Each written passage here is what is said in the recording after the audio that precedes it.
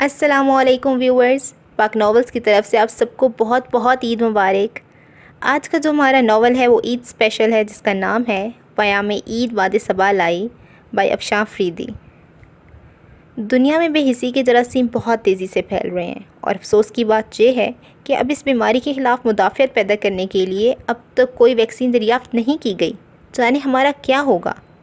مٹر کے دانے چھیل کر آدھے کھاتی ہوئی زونی کا مفکرانہ انداز اپنے عروج پر تھا۔ وہ چپ چاپ سننے میں مشغول تھی کہ اس گھر میں اس کا پسندیدہ مشغلہ ایک بہترین سامع کا رول پلے کرنا تھا۔ چھوڑو، تمہیں دنیا کی اتنی کیا پرواہ ہے؟ رہ گئے ہم تو ہمارے گرد آغا جی کی محبت کا حصار ہے، پرواہ مت کرو۔ آسماں کی بے فکری زونی کے تردد کی ہم پلا تھی۔ تم بھی تو کچھ بولو علیزہ، کیا خیال ہے؟ زونی نے اپنی رائے محفوظ کرتے ہوئے اسے چونکا دیا، جو کھانا بنانے کے بعد انجام دینے والے کاموں کی لسٹ ذہن میں ترتیب دے رہی تھی۔ ہاں، کس سلسلے میں؟ لو جی، یہاں یہ عالم استغراق ہے اور ہم ہیں کہ مبتلا غم۔ زونی نے تعصب سے سر ہلایا تو وہ شرمندہ ہو کر سر جھکا گئی۔ سوری، یہ زونی ہے کہ صوفی ہے؟ پتہ نہیں۔ چلو، یہ بھی اچھا ہے، آگاہی عذاب ہوتی ہے، بڑے لوگ کہہ گئے ہیں۔ آسماں نے حسب معمول اس کا دفاع کیا۔ شام کے دھندلکے کا وقت تھا اور اسے فکر تھی کہ جلدی سے پلاؤ کی یخنی پکا لی جائے، کیونکہ قورمہ پکنے میں ابھی کافی وقت تھا، اور اس کے بعد سلاد، رائتہ اور کٹلری کا بھی اسے ہی انتظام کرنا تھا۔ وہ تینوں تو اماں بیگم کی ڈانٹ کے خوف سے مٹر چھلوانے آ بیٹھی تھیں، مگر اسے معلوم تھا جو ہی اماں بیگم اپنا پاندان صاف کرنے کی غرض سے اندر جائیں گی، وہ تینوں بھی ٹی وی لاؤنج میں رکھے ٹی وی کے گرد عقیدت مندانہ انداز میں جا بیٹھیں گی۔ بھابھی تو رات کو کھانے کے وقت ہی نیچے آتی تھیں۔ ہاں، مگر اپنے ارد گرد کی خبر رکھنا بھی ضروری ہے، وگرنہ عظیم سانحوں کی وقوع پذیری کے امکانات 50% بڑھ جاتے ہیں۔ زونی نے بمشکل یہ عالمانہ جملہ ترتیب دیا تھا۔ علیزہ نے دیکھا مٹر چھل گئے ہیں، اس لیے سر ہلا کر متفق ہونے کا عندیہ دیتی اٹھ کھڑی ہوئی۔ کیا بناؤ گی اس کا؟ زونی نے معلومات کچن سے متعلق کاموں میں صفر رہی تھی، مٹر کے دانے مزید پھانکتے ہوئے سوال کیا۔ پلاؤ بنانا ہے، اور وہ موقع دیکھ کر لسٹ گنوانے جا رہی تھی کہ لاؤنج کا دروازہ ایک دھماکے کے ساتھ کھل کر بند ہوا تو اس کا جملہ بھی ادھورا رہ گیا۔ نوفل حسب عادت سخت تیوروں سمیت اندر داخل ہوا تھا، دائیں طرف ساکت بیٹھی ان 4 لڑکیوں پر نظر ڈالے بغیر دھڑ دھڑ کرتا سیڑھیاں پلنگتا وہ اپنے کمرے کی طرف بڑھ گیا تھا۔ علیزہ کی لبوں سے ایک دبی دبی سہمی ہوئی سانس خارج ہوئی، جبکہ وہ تینوں اپنے بھائی کی حالیہ تیوروں کی وجہ اخذ کرنے کی کوشش میں مشغول ہو چکی تھیں۔ وہ خاموشی سے مٹر لے کر کچن میں چلی آئی۔ پیچھے پیچھے وہ سب ہی چھلکے اور آئل کلاتھ اٹھائے آ گئیں۔ ضرور بھائی کا آج کسی سے جھگڑا ہوا ہے، زونی کو فکر لگ گئی تھی۔ ہاں، یعنی روٹین کی کارروائی۔ آسماں نے بے پرواہی کا مظاہرہ مسکراتے ہوئے کیا۔ آغا جی صبح سے کوئی 10 بار انہیں پوچھ چکے ہیں۔ شوکت چچا کے گھر والے آ رہے ہیں، ایسے موقع پر ان کا گھر میں رہنا ضروری ہے۔ زونی نے پھر لب کشائی کی۔ زونی اس لیے چپ تھی کہ اپنے سسرال والوں کے بارے میں اس کا بے لوگ تبصرہ اکثر اماں بیگم کی چنگیزی جاہ و جلال کو جگا دیتا تھا، جو اس کے فلسفیانہ نقطۂ نظر کو دیوانے کی برس سے زیادہ اہمیت دینے کو تیار نہ تھیں۔ علیزہ نے دیکھا قورمہ کی دیگچی کھول کر اس میں جھانکتی ہوئی وہ اپنے کئی جملے پینے کی کوشش میں مصروف تھی۔ میرا خیال ہے علیزہ، تم جا کر انہیں چائے پیش کرو اور ساتھ میں آج کی تازہ خبر یعنی زونی کے سسرال والوں کی آمد کے بارے میں بھی مطلع کر دو۔ آسماں نہایت اطمینان سے اسے حکم صادر کر رہی تھی، جس کا چہرہ سراسیمگی کی علامت بنا ہوا تھا۔ کمال ہے، تم تو یوں ڈر رہی ہو علیزہ، جیسے نوفل بھائی کے پاس نہیں بلکہ کوہ ندا کی خبر لانے کے لیے تمہیں بھیجا جا رہا ہو۔ زونی نے اپنی جان بخشی دیکھ کر سکون کا سانس لیا اور اسے لتاڑا۔ مگر وہ مجھے کچھ کام ہے ادھر، اس نے بے بسی سے عذر تراشا۔ ہاں، کوئی بہانہ نہیں، تمہاری عذر لنگ مجھے تیمور لنگ کی یاد دلا گیا۔ چلو جلدی سے چائے بناؤ، اور ہاں، ایک کپ مجھے بھی دینا، میں ذرا آغا جی کے کمرے سے کوئی تاریخی کتاب تلاش کر کے لاتی ہوں۔ زونی قورمہ کے گوشت کا گلاؤ چیک کر کے مڑی اور تو حکم سے کہتے ہوئے کچن سے باہر نکل گئی۔ اس کی تقلید کرنے میں زونی نے بھی عجلت دکھائی۔ آسماں باجی، مجھے نوفل بھائی سے ڈر لگتا ہے۔ آسماں کی لاؤبالی طبیعت سے اسے کوئی خاص امید تو نہ تھی، مگر فی الحال کوئی اور نظر نہ آیا تو اس نے بھرائے ہوئے لہجے میں کہا۔ جواباً آسمہ کا کہکا گونج گیا۔ اس نے شاکی نظروں سے اسے دیکھا مگر فائدہ ندارد۔ اچھا بابا ٹھیک ہے، تم ایسا کرو چائے بنا کر مجھے دے دینا، میں پہنچا دوں گی، خوش؟ اب جلدی سے کام سے لگ جاؤ۔ اس کا گھنے بالوں سے ڈھکا سر تھپکتے ہوئے آسمہ نے گویا اس میں زندگی کی پرحرارت لہر دوڑا دی اور خود کونے میں پڑی گول میز پر بیٹھ کر چاول چننے کے بہانے کتنے ہی کچے چاول کتر ڈالے۔ علیزہ نے کن اکھیوں سے اسے دیکھا اور حسب عادت حیرت میں گھرتے ہوئے سوچے گئی۔ اس گھر کے مکین بھی عجیب تھے، غضب کی انتہا پسند اور شدت پسند۔ محبت اور نفرت کے درمیان توازن رکھنے کی تربیت غالباً کی نہیں گئی تھی، یا اگر ایسی زحمت گوارا کی بھی گئی تھی تو اس کے خاطر خواہ نتائج سامنے نہیں آئے تھے۔ آغا جی اور اماں بیگم کا مزاج بہت سیدھا تھا، یعنی غصہ تو بے حد غصہ اور پیار تو انتہا کی حد تک۔ پھر عاقل بھائی تھے، ماں باپ، بہن بھائی اور بیوی کے درمیان اچھا خاصا سینڈوچ تھے، مگر اطاعت کی حد تھی۔ بیوی کے کہنے سے الگ تو ہو گئی، مگر یوں آغا جی کے گھر کے بالائی حصے کو رہائش کے لیے اپنا لیا۔ ماں باپ بھی ان کی تابعداری کا دم بھرتے تھے۔ کیا ہوا جو دن رات ان کی خدمت میں دستہ بستہ حاضر نہ رہتے تھے۔ یہی کافی تھا کہ شام ڈھلے جب گھر آتے تو سب سے پہلے اماں بیگم کے پاس آ کر بیٹھتے۔ تاہم اس ملاقات کا طویل ترین دورانیہ 15 منٹ سے زیادہ نہ ہوتا تھا۔ بس صورت دیگر بھابھی جان کو منانے میں انہیں اپنی چوتھائی تنخواہ بیک وقت خرچ کرنی پڑتی۔ اس کے بعد ذوفشاں تھی، فلسفے اور نفسیات میں ماسٹرز کر کے پیا دیس جانے کے انتظار میں وقت گزار رہی تھیں۔ ان کے دل میں جہاں بھر کا درد تھا، نہیں تھا تو علیزہ کے لیے نہیں تھا، جو دن کے 24 گھنٹوں سے 18 گھنٹے کچن میں گزارتی یا پھر گھر کے بقیہ کاموں میں۔ البتہ انہیں اس بات کا شدید قلق تھا کہ ان کی کزن ہونے کے باوجود اس نے انٹر کے بعد تعلیم کو خیر آباد کہہ دیا تھا۔ کم از کم BA تو کرنا چاہیے، لہٰذا وہ ہمہ وقت اس کی برین واشنگ پر آمادہ رہتیں جسے ڈش واشنگ سے فرصت نہ تھی۔ آغا جی بہت دوست نواز، مہمان نواز شخص تھے۔ عاقل بھائی کا بھی کم و بیش وہی حال تھا، لہٰذا رات گئے تک آنے جانے والوں کا تانتا باندھا رہتا تھا۔ اماں بیگم کے اخلاق کا ڈنکا یوں بج رہا تھا کہ محلے کے علاوہ بھی کئی خواتین آئے دن چمگھٹا لگائے رکھتیں۔ زونی کی دوستیں کم تھیں، مگر جو بھی تھیں ان کی طرح مفکر تھیں۔ جتنی دیر کے لیے آتی اس کی عذاب جان میں رہتی۔ ایک تو خاطرداری، اس پر ان کی نصیحتیں، زندگی کے بارے میں ایسے ایسے انکشافات کرتیں کہ وہ انگشت بدنداں رہ جاتی۔ آسمہ کا لاپرواہ مزاج کسی حد تک گھر کے ماحول کا رد عمل تھا۔ کبھی کبھی اسے لگتا وہ خود کو نظر انداز کیے جانے کا بدلہ یوں بے پرواہ بن کر لے رہی ہے۔ تاہم اگر ایسا تھا بھی تو وہ اپنی اس کوشش میں 90% ناکام تھی۔ شاید اس لیے اس کی لاپرواہی اور لاابالی پن کبھی کبھی بے حسی کی حد تک جا پہنچتا۔ جانے یونیورسٹی اور لوگوں سے اس کا کیسا رویہ تھا، گھر میں کیا ہو رہا ہے کیا نہیں، اس سے ان تینوں بہنوں کو کوئی خاص غرض نہیں تھی۔ زنیرہ عرف زونی بھی بڑی بہنوں کا رنگ غالب تھا، البتہ اماں بیگم کی ڈانٹ ڈپٹ کے باعث وہ کبھی کبھار علیزہ کا ہاتھ پٹا دیتی تھی، جس نے چند سال پہلے ہی اس گھر میں پناہ لے کر آہستہ آہستہ ساری ذمہ داری اپنے ناتواں کندھوں پر لے لی تھی۔ بلکہ سچ تو یہ تھا کہ 80% بوجھ اس گھر کے مکینوں نے زبردستی اس کے سر منڈ دیا تھا، مگر ان سب کا طریقہ کار ایسا ہوتا کہ وہ یہ سب محسوس کر کے بھی خاموش رہتی کہ اس کے سوا کوئی چارہ نہ تھا۔ یہ سب اس کے محسن تھے اور احسانات کے بدلے کے طور پر وہ اتنا تو کر ہی سکتی تھی کہ حکم بجا لانے پر لبوں پر شکوہ نہ لائے۔ بھابھی کا مزاج اس کی سمجھ میں کبھی نہیں آیا تھا۔ اس کی اہم ترین وجہ یہ تھی کہ ان سے صرف کھانے کی میز پر ہی ملاقات ہو سکتی تھی، اور اس وقت اماں بیگم کے سخت حکم کے تحت صرف ہاتھوں کو حرکت دی جاتی جبکہ زبان سے محض ذائقہ چکھنے کا کام لیا جاتا۔ نوفل سے وہ سخت خوفزدہ رہتی تھی۔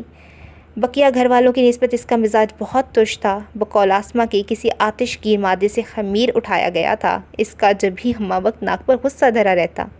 جب تک وہ گھر سے باہر رہتا وہ مطمئن رہتی، مگر جو ہی گھر آتا احکامات کا تانتا بن جاتا اور وہ تعمیل کرتے کرتے ہانپنے لگتی۔ ایسے میں زونی، جو کہ اس کی آمد سے پہلے نوفل کی زیر تسلط رہا کرتی تھی، فوراً ادھر ادھر ہو جاتی۔ یہ تو اماں بیگم کا دم غنیمت تھا کہ اس کے لیے ڈھال بن جاتی، ورنہ نوفل کی اشتعال کے آگے بند باندھنا ایک معرکہ عظیم ہی تھا۔ علیزہ کی تو روح فنا ہوتی تھی اس سے۔ زونی اور زوفی خوب ہنستی مگر اس کی مدد کے لیے آگے آنا ان کا شعار نہ تھا۔ مگر اس وقت جانے کیسی قسمت یا وری کر گئی تھی کہ آسماں نے اس کی جان خلاصی کر دی چائے بنا کر۔ آسماں کو تھماتے ہوئے اس نے پلاؤ کی یخنی چڑھائی اور قورمہ کے آخری مراحل سے گزار کر ایک طرف رکھا۔ جتنی دیر میں یخنی بنی، رائتہ اور سلاد بھی اس نے تیار کر لیا، لہٰذا جس وقت وہ فارغ ہوئی رات کے 8 بج رہے تھے۔ بس اب مہمان آتے ہی ہوں گے۔ ایپرن سے ہاتھ صاف کرتے ہوئے اس نے قدرے سکون کا سانس پا کر سوچا، مگر یہ سکون عارضی تھا۔ اسی لمحے نوفل اندر داخل ہوا تو اس کی ساری سستی کافور ہو گئی۔ جھٹ الرٹ پوزیشن میں بیٹھے سے کھڑی ہو گئی۔ سبز قہوے کی 2 پیالیاں بنا کر میرے کمرے میں پہنچاؤ، میرا دوست آیا ہے۔ اس کے جھکے چہرے پر تھکن رقم تھی، مگر نوفل ہمیشہ کی طرح حکم صادر کرتا جیسے آیا تھا ویسے ہی لوٹ گیا۔ اس کے لیے اتنا ہی بہت تھا کہ وہ چلا گیا ہے۔ اس کے دوست کی آمد کا مطلب اب وہ زوفی کے سسرال والوں سے نہیں ملے گا، گویا کھانا وہ سکون سے کھا لے گی، مگر آغا جی یقیناً خفا ہوں گے۔ سبز قہوہ کی خوشبو سے لطف اندوز ہوتے ہوئے وہ سوچ رہی تھی۔ باہر نکلی تو زونی کپڑے بدل کر تیار ہوئی لانچ میں ٹہل رہی تھی۔ اسے ٹرے تھما کر اس نے جلدی سے کپڑے بدلنے کا عذر تراشا، اپنے اور آسماں کے مشترکہ کمرے میں چلی آئی۔ ہوا میں خنکی تھی، مگر کچن میں مسلسل کام کرنے سے وہ خاصی تھک گئی، اس لیے گرم گرم بات لے کر فریش ہو گئی۔ کمرے کے باہر سے آنے والی آوازوں سے لگ رہا تھا کہ مہمان آ گئے ہیں۔ اس نے جلدی جلدی گیلے بالوں کو تولیے اور پھر ہیئر ڈرائر کی مدد سے خشک کیا اور جلدی سے دوپٹہ پھیلا کر کچن میں آ گئی۔ کھانا فوراً ہی لگانا تھا، اماں بیگم کا حکم اس کے پیچھے پیچھے چلا آیا۔ آسماں غالباً زوفی کی تیاری میں مدد کر رہی تھی۔ بھابھی بھی نیچے آ گئی تھیں اور زوفی کے ہونے والی نندوں نے بے حد خوش خلقی اور خود مزاجی سے باتیں کرنے میں مصروف تھیں۔ اس نے متحیر ہو کر انہیں دیکھا۔ کیسی تھیں وہ؟ گھر سے باہر والوں کے لیے ملنسار اور ہنس مکھ، جبکہ گھر والوں ان کے کڑوے مزاج سے خائف رہتے تھے۔ کھانے کی میز سیٹ کر کے اس نے سب کو بلا لیا۔ آغا جی نے آتے ہی نوفل کو پوچھا تھا۔ اس نے قصداً خود کو انجان ظاہر کیا، ورنہ اتنے سارے لوگوں میں آغا جی کے سوالات کا جواب دینا اس کے بس کا روگ نہ تھا۔ اماں بیگم البتہ سب کو اصرار کر کے سرو کر رہی تھیں۔ بھائی کے دوست آئے ہوئے ہیں۔ زونی نے مری مری آواز میں والد کو مطلع کیا اور حسب توقع آغا جی کا گندمی رنگت والا چہرہ غصے کی شدت سے تپ اٹھا۔ اس سے کہو چچا کو آ کر سلام کریں۔ جاؤ علیزہ بیٹا، اسے بلا کر لاؤ۔ وہ کھسکنے کی کوشش میں تھی، آغا جی نے اسے پکار لیا۔ اس کا تو دم فنا ہونے لگا، مگر حکم حاکم مرگ مزاجات، اسے اوپر کی طرف جانا ہی پڑا۔ 10-12 سٹیپ کی یہ سیڑھی اسے پل سے رات لگ رہی تھی۔ دائیں جانب بنے یہ 2 کمرے نوفل کے لیے مختص تھے۔ اس سے چند سٹیپ اوپر جاتے تو بھابھی کی راجدھانی شروع ہوتی تھی، اور 2 سال کا طویل وقفہ گزرنے کے باوجود اس طلسم قدا میں قدم رکھنے کی جرأت نہ کر سکی تھی۔ کپکپاتے ہاتھوں سے دروازے پر دستک دینے کی کوشش کر رہی تھی کہ دروازہ ایک جھٹکے سے کھل گیا۔ وہ اپنی جگہ پہنچکار سے رہ گئی۔ نوفل غالباً باہر کہیں جانے کی تیاری میں تھا، دوست بھی شاید جا چکا تھا۔ اسے سامنے دیکھا تو بھویں اچکا کر سوالیہ نظریں اس پر ٹکا دیں۔ وہ آغا جی آپ کو بلا رہے ہیں۔ کیوں؟ حد درجے تند لہجہ۔ وہ مزید سہم گئی۔ جی وہ زوفی باجی کے سسرال والے آئے ہیں۔ کتنا مشکل تھا جملہ مکمل کرنا۔ اچھا۔ اس نے مزید بھویں اچکا کر کچھ سوچا۔ اوکے، ان سے کہو میں آتا ہوں، بلکہ سنو۔ اس کا فکرہ ہوتے ہی وہ برق کی تیزی سے یوں پلٹی تھی جیسے زندان سے رہائی ملی ہو، مگر اس نے پھر پکار لیا، میرے کمرے سے یہ برتن لے جاؤ۔ دروازہ کھول کر اندر کی طرف اشارہ کیا تو وہ مرے قدموں سے اندر چلی آئی۔ اس کا بلو کلر کے کپڑوں میں شانوں سے نیچے جھولتے گھنے بال بکھرائے، اس کی پشت نوفل کی طرف تھی۔ نوفل نے ایک نظر ڈال کر رخ پھیر لیا۔ اس نے برتن اٹھائے اور اس کے پاس سے بغیر کچھ کہے نکلتی چلی گئی۔ شیمپو کی دھیمی دھیمی خوشبو ذرا کی ذرا نوفل کو متوجہ کر گئی، البتہ دوسرے لمحے وہ آغا جی کی ڈانٹ کے خیال سے نیچے چلا آیا تھا۔ کھانے کا وقت تھا، لہٰذا اسے جبراً ان سب کا ساتھ دینا پڑا، اور علیزہ اپنی کرسی پر اسے براجمان دے کر کچن میں لوٹ آئی جہاں سکون تھا۔ نیکسٹ۔ پلیز نوفل، تم ایک بار میری ممی سے تو مل لو۔ ہما کا جملہ اصرار سے پر تھا۔ نوفل نے گہری سانس بھر کر اس کی طرف دیکھا۔ ایک تو وہ ویسے ہی اس کے بغیر اطلاع آمد پر خاصا حیران تھا۔ کوئی فائدہ نہیں، تمہارے ڈیڈی سے مختلف نہیں ہوگا ان کا فیصلہ بھی۔ وہ قطعی مایوس تھا۔ پھر کوئی تو راہ ہوگی، اس نے جیسے تڑپ کر سوال کیا تھا۔ ہما کی بے چینی اپنی جگہ فطری اور قطعی درست تھی، مگر نوفل کے لیے بار بار اپنی خودداری کو کسی کے آگے رکھنا بھی قابل قبول نہ تھا۔ صرف ایک ہی راہ ہے میرے سامنے، وہ یہ کہ تم اور تمہارے والدین انتظار کر لیں، میرے اسٹیبلش ہونے تک صبر کر لیں۔ جھنجھلائی ہوئی اس کی آواز ٹرے اٹھا کر اوپر لاتی ایلیزا کو حیران کر گئی۔ ابھی ہما کی آمد نے ہی کچھ کم متعجب نہیں کیا تھا کہ معاملے کی یہ نوعیت اسے بحر تحیر میں ڈوبا گئی۔ گویا نوفل اور وہ لڑکی جس نے اپنا تعارف ہما کہہ کر کرایا تھا شادی کرنے کے خواہاں تھے۔ اس کے قدم آخری سٹیپ پر ٹھٹک گئے۔ اندر گرما گرم بحث چھڑی ہوئی تھی۔ آغا جان، اماں بیگم، بھابھی، بھیا اور زونی دراصل اسلام آباد زوفی کی بڑی نند کی شادی میں شرکت کے لیے گئے ہوئے تھے۔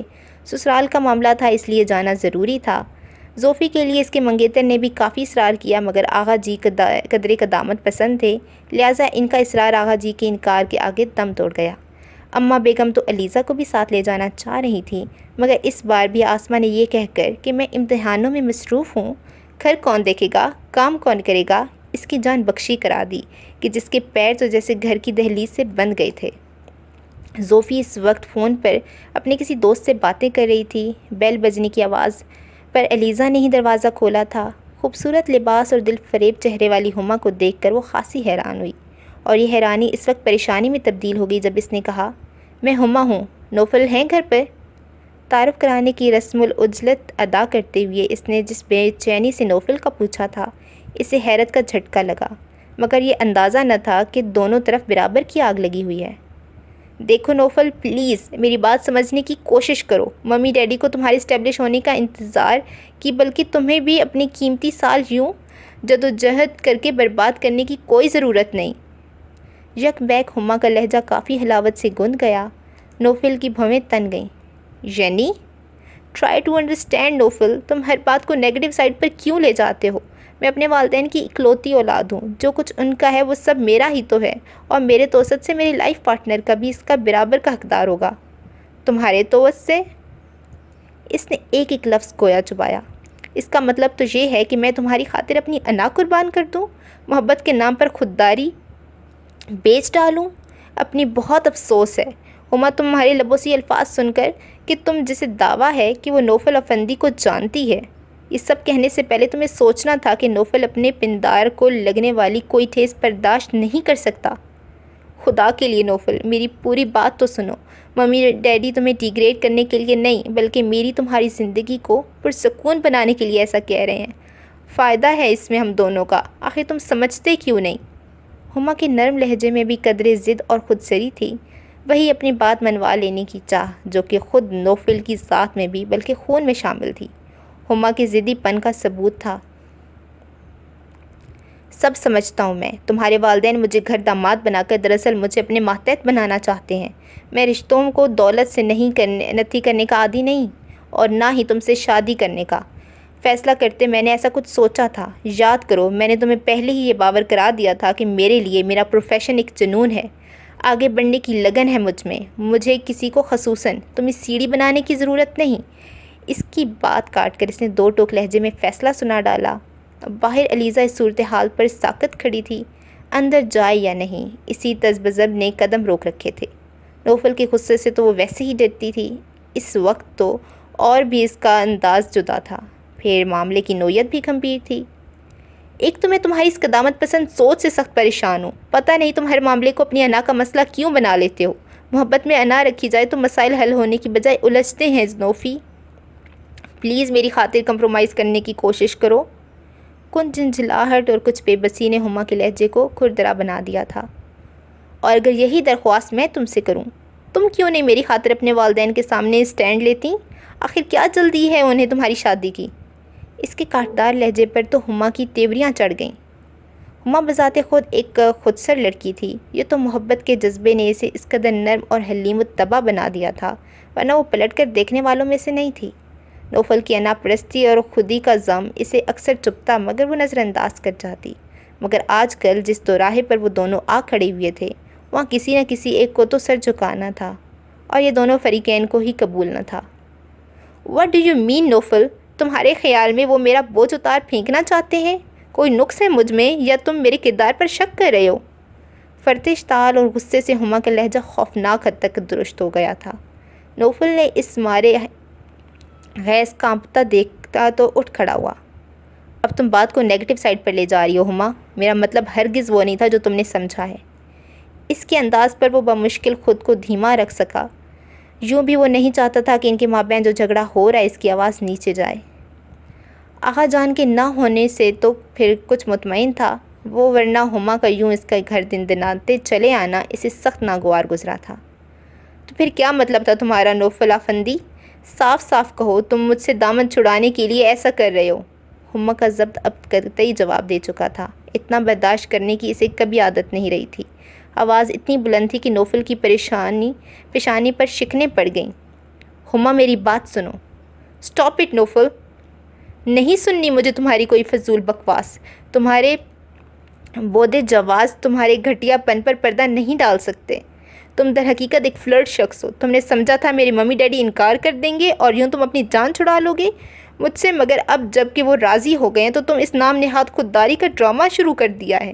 اس کی آنکھوں سے شرارے نکل رہے تھے۔ نوفل کا چہرہ غیظ و غضب سے سرخ پڑ گیا۔ سچ کہو، کیا کوئی نئی اسامی ہاتھ لگ گئی ہے؟ تم مڈل کلاس لوگ ہوتے ہی ایسے ہو۔ ٹھیک کہتے تھے میرے ڈیڈی، تم جھوٹے ہو، کرپٹ ہو۔ شٹ اپ ہما، نکل جاؤ میرے گھر سے اور آئندہ شکل مت دکھانا مجھے۔ تم اور تمہارا باپ ہفتے کلیم دولت بھی لے آئے تو نوفل افندی کو خرید نہیں سکتا۔ میری محبت دیکھیے، تم نے نفرت نہیں۔ میں اپنی بےزتی کرنے والوں کی زبان کاٹ دیا کرتی ہوں، مگر تم میرے درمیان کبھی بہت اچھے جذبے رہے ہو۔ تمہارے درمیان کبھی بہت اچھے جذبے رہے ہیں۔ بہتر ہے کہ تم یہاں سے چلی جاؤ، ورنہ میں اپنا ہاتھ چھوڑ بیٹھوں گا۔ نوفل کا طے ہما کو بھی ساکت کر گیا۔ اس کے درست الفاظ اور کرخت لہجے سے ہما کی آنکھوں میں نمی پھیلنے لگی۔ کبھی اس کا یہی تند انداز اس کی کمزوری تھا، مگر آج جیسے رگوں میں زہر اترا تھا۔ چلی جاتی ہوں میں یہاں سے، مگر یاد رکھنا نوفل، جس دوراہے پر تم مجھ سے منہ موڑ رہے ہو، ایسے کئی دوراہے تمہاری زندگی میں آئیں گے اور کبھی نہ کبھی کوئی اور تمہاری جگہ کھڑے ہو کر یہی سلوک تم سے کرے گا جو تم نے مجھ سے کیا ہے۔ میرے جذبے اور دل کے تقاضے تمہارے پروفیشن سے زیادہ اہم ہیں، یہ تم بعد میں جان سکو گے۔ بات میری خودداری اور انا کی ہے مس ہما احمد، لہٰذا مجھے خوشی ہوگی کہ اب آپ یہاں سے چلی جائیں۔ جو لڑکی مجھے سمجھ نہیں سکتی، اس کے ساتھ میں زندگی نہیں گزار سکتا۔ اس کا اسپاٹ لہجہ ہما کو رلا گیا اور باہر کھڑی علیزہ کی پلکیں بھی نمی سے بھیگنے لگیں۔ جانے ہما نے مزید کچھ کہا یا نہیں، اگلے سیکنڈ دروازہ دھڑ سے کھلا اور ہما باہر نکلی۔ ذرا دیر پہلے وہ کتنی پیاری لگ رہی تھی، امید اور یقین سے اس کا چہرہ جگمگا رہا تھا، مگر اب وہ بالکل سفید لٹھے کی مانند نظر آ رہی تھی۔ جس رفتار سے دروازہ کھولا تھا، اس سے دگنی سپیڈ سے دھڑ سے اسے بند کر کے وہ آنسو پونچھتی آگے بڑھی اور سامنے کھڑی علیزہ کو دیکھ کر ایک لمحے کے لیے رک گئی۔ بے حد گہری استجابی نظریں اس کے چہرے پر ٹکائیں۔ اگر یہ آنسو تم میرے لیے بہا رہی ہو اجنبی لڑکی، تو انہیں پونچھ ڈالو، اور اگر اس بے درد کے لیے رو رہی ہو تو ان آنسوؤں کو سنبھال رکھو۔ اس پر یہ وقت ضرور آئے گا، نوفل بھی ایک بار کسی نہ کسی کو اس طرح کھوئے گا جیسے میں نے۔ جملہ ادھورا چھوڑ کر اس نے گہری سانس بھری اور ٹیشو سے آنسو رگڑ کر صاف کرتے ہوئے آگے بڑھ گئی۔ خدایا، یہ سب کیا تھا؟ کتنی دیر بعد وہ جیسے اس طلسم سے رہا ہوئی تھی۔ چائے ٹھنڈی ہو کر قطعی پینے کے لائق نہ رہی تھی۔ اس نے نوفل کے کمرے کے بند دروازے پر چند ثانیے کے لیے نگاہیں جمائی اور آنکھوں میں آئی نمی کو بمشکل پیتی نیچے چلی آئی۔ گیٹ کھلا پڑا تھا۔ اس نے باہر جھانکا، ہما کی سیاہ بیوک غائب تھی۔ وہ گیٹ بند کر کے لاؤنج میں چلی آئی جہاں زوفی بیٹھی اب ناخن فائل کر رہی تھی۔ آسماں بھی غالباً ابھی بھی اسٹڈی روم کو چند لمحوں کے لیے خداحافظ کہہ کر باہر آئی تھی۔ زوفی باجی، وہ کچھ گھبرائی سی زوفشاں کے پاس چلی آئی۔ لہجے میں سوال تھا نہ خطاب، بس وہ یوں ہی اسے پکار بیٹھی تھی۔ کیا ہوا؟ نوفل اور ہما کے لیے پریشان ہو؟ ارے چھوڑو یار، سمندر کی طغیانی پورے چاند کی مرہون منت ہوتی ہے۔ جب چاند گھٹنے لگتا ہے تو طوفان بھی تھم جاتے ہیں۔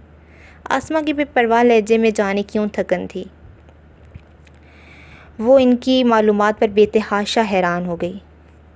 یہ سب تو یوں ہی ہونا تھا۔ ایک میان میں دو تلواریں اور ایک گھر میں دو سربراہ نہیں رہ سکتے۔ حاکم اور محکوم ہی ساتھ ساتھ رہنے کے لائق ہوتے ہیں، جبکہ مساوی طاقت کے حامل لوگ صرف برسر پیکار رہتے ہیں، ایک دوسرے کے خلاف۔ اچھا ہوا انہوں نے جلد رستہ بدل لیا۔ صوفی کا مفکرانہ انداز ہنوز قائم تھا۔ نیل فائل روک کر ذرا کی ذرا اس کے ستے چہرے پر نظر ڈالتے ہوئے اس نے کہا تھا۔ علیزہ سمجھ نہیں سکی کہ اسے تسلی دی گئی ہے یا حقیقت حال سے واقف کیا گیا ہے۔ مگر اب کیا ہوگا؟ وہ پوچھ رہی تھی۔ محبت کا گھروندہ ٹوٹے تو کتنی کرچیاں لڑکی کی ذات میں بکھر کر اسے زخم زخم کرتی ہیں۔ وہ اس درد سے واقف تھی، یہ دکھ اس نے بھی جھیلا تھا۔ زندگی ہمیشہ آگے کی طرف سفر کرتی ہے، رکنے والوں اور پیچھے مڑ کر دیکھنے والوں کو کچل دیا جاتا ہے۔ ہما اور نوفل جانتے ہیں، وہ بہت اچھی سے سمجھتے ہیں۔ زوفیشاں کی بات اکثر معموں میں ہوتی تھی، یا شاید اس کی سمجھ میں اتنی ہی تھی کہ وہ سمجھ کر بھی نہ سمجھ سکی، لہٰذا اس لمحے بھی مزمل اور ملول سی کچن میں لوٹ آئی۔ دوپہر کا کھانا کھانے میں یوں بھی تو دیر ہو گئی تھی۔ نیکسٹ۔ جو کچھ بھی ہوا اچھا نہیں ہوا نوفل۔ ذکی اس کے آفس میں بیٹھا کتنی دیر بعد بول سکا تھا۔ نوفل کی پرسوچ آنکھوں میں تعصب اور اس بات کی تائید جھلک رہی تھی۔ وہ اضطراری حالت میں رولنگ چیئر کو مستقل گردش دے رہا تھا۔ مجھے احساس ہے ہما میری زندگی میں بہت اہمیت رکھتی تھی۔ وہ اپنے دل کا درد اگر کسی پر آشکار کرتا تھا تو وہ صرف ذکی تھا، وگرنہ گھر میں اور گھر سے باہر اس کی کسی سے اتنی قربت نہ تھی۔ تھی سے کیا مطلب؟ کیا تم سے اتنی آسانی سے بھلا سکتے ہو؟ ذکی کا کڑا سوال اسے خاموش کر گیا۔ شاید نہیں، مگر تم جانتے ہو میں ایک پریکٹیکل انسان ہوں۔ دکھ کو زندگی کا حصہ ضرور سمجھتا ہوں، مگر اسے روگ بنا لینا میرا شیوا نہیں۔ جو گزر گیا اسے حادثہ سمجھ کر بھلا تو نہیں سکتا، مگر زخموں کی نگاشت کرنے سے بہتر ہے کہ میں خود کو مصروف رکھوں۔ وہ بے حد ٹھہرے ہوئے لہجے میں کہہ رہا تھا۔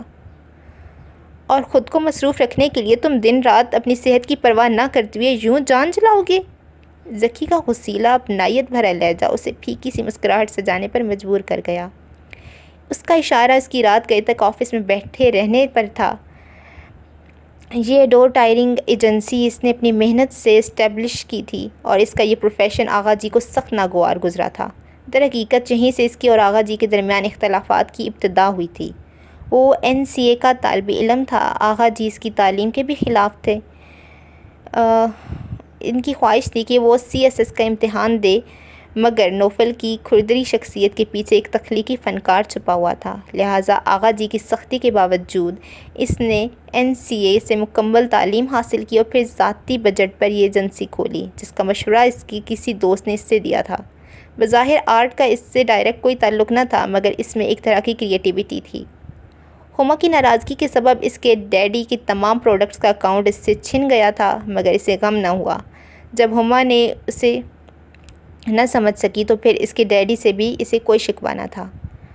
کم آن ذکی، اب ایسی بھی کوئی بات نہیں یار، میں خود کو جلا نہیں رہا، بلکہ ایک مقصد ہے میرے سامنے، ایک منزل ہے جو میری نظر کا مرکز ہے، مجھے وہاں تک پہنچنا ہے دوست، اور اس کے لیے محنت کرنا ضروری ہے۔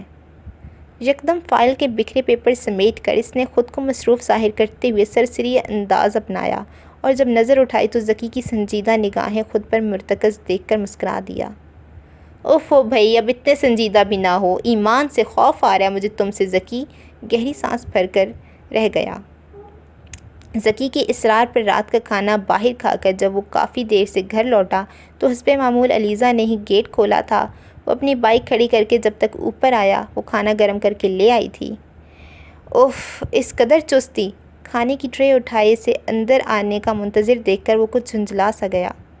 کھانا کھا لیجئے۔ اس نے اس طرح دیکھنے پر بکھلاہٹ کا معمول کے مطابق مظاہرہ ہوا۔ نوفل نے بھویں اچکا کر نظر پھیری۔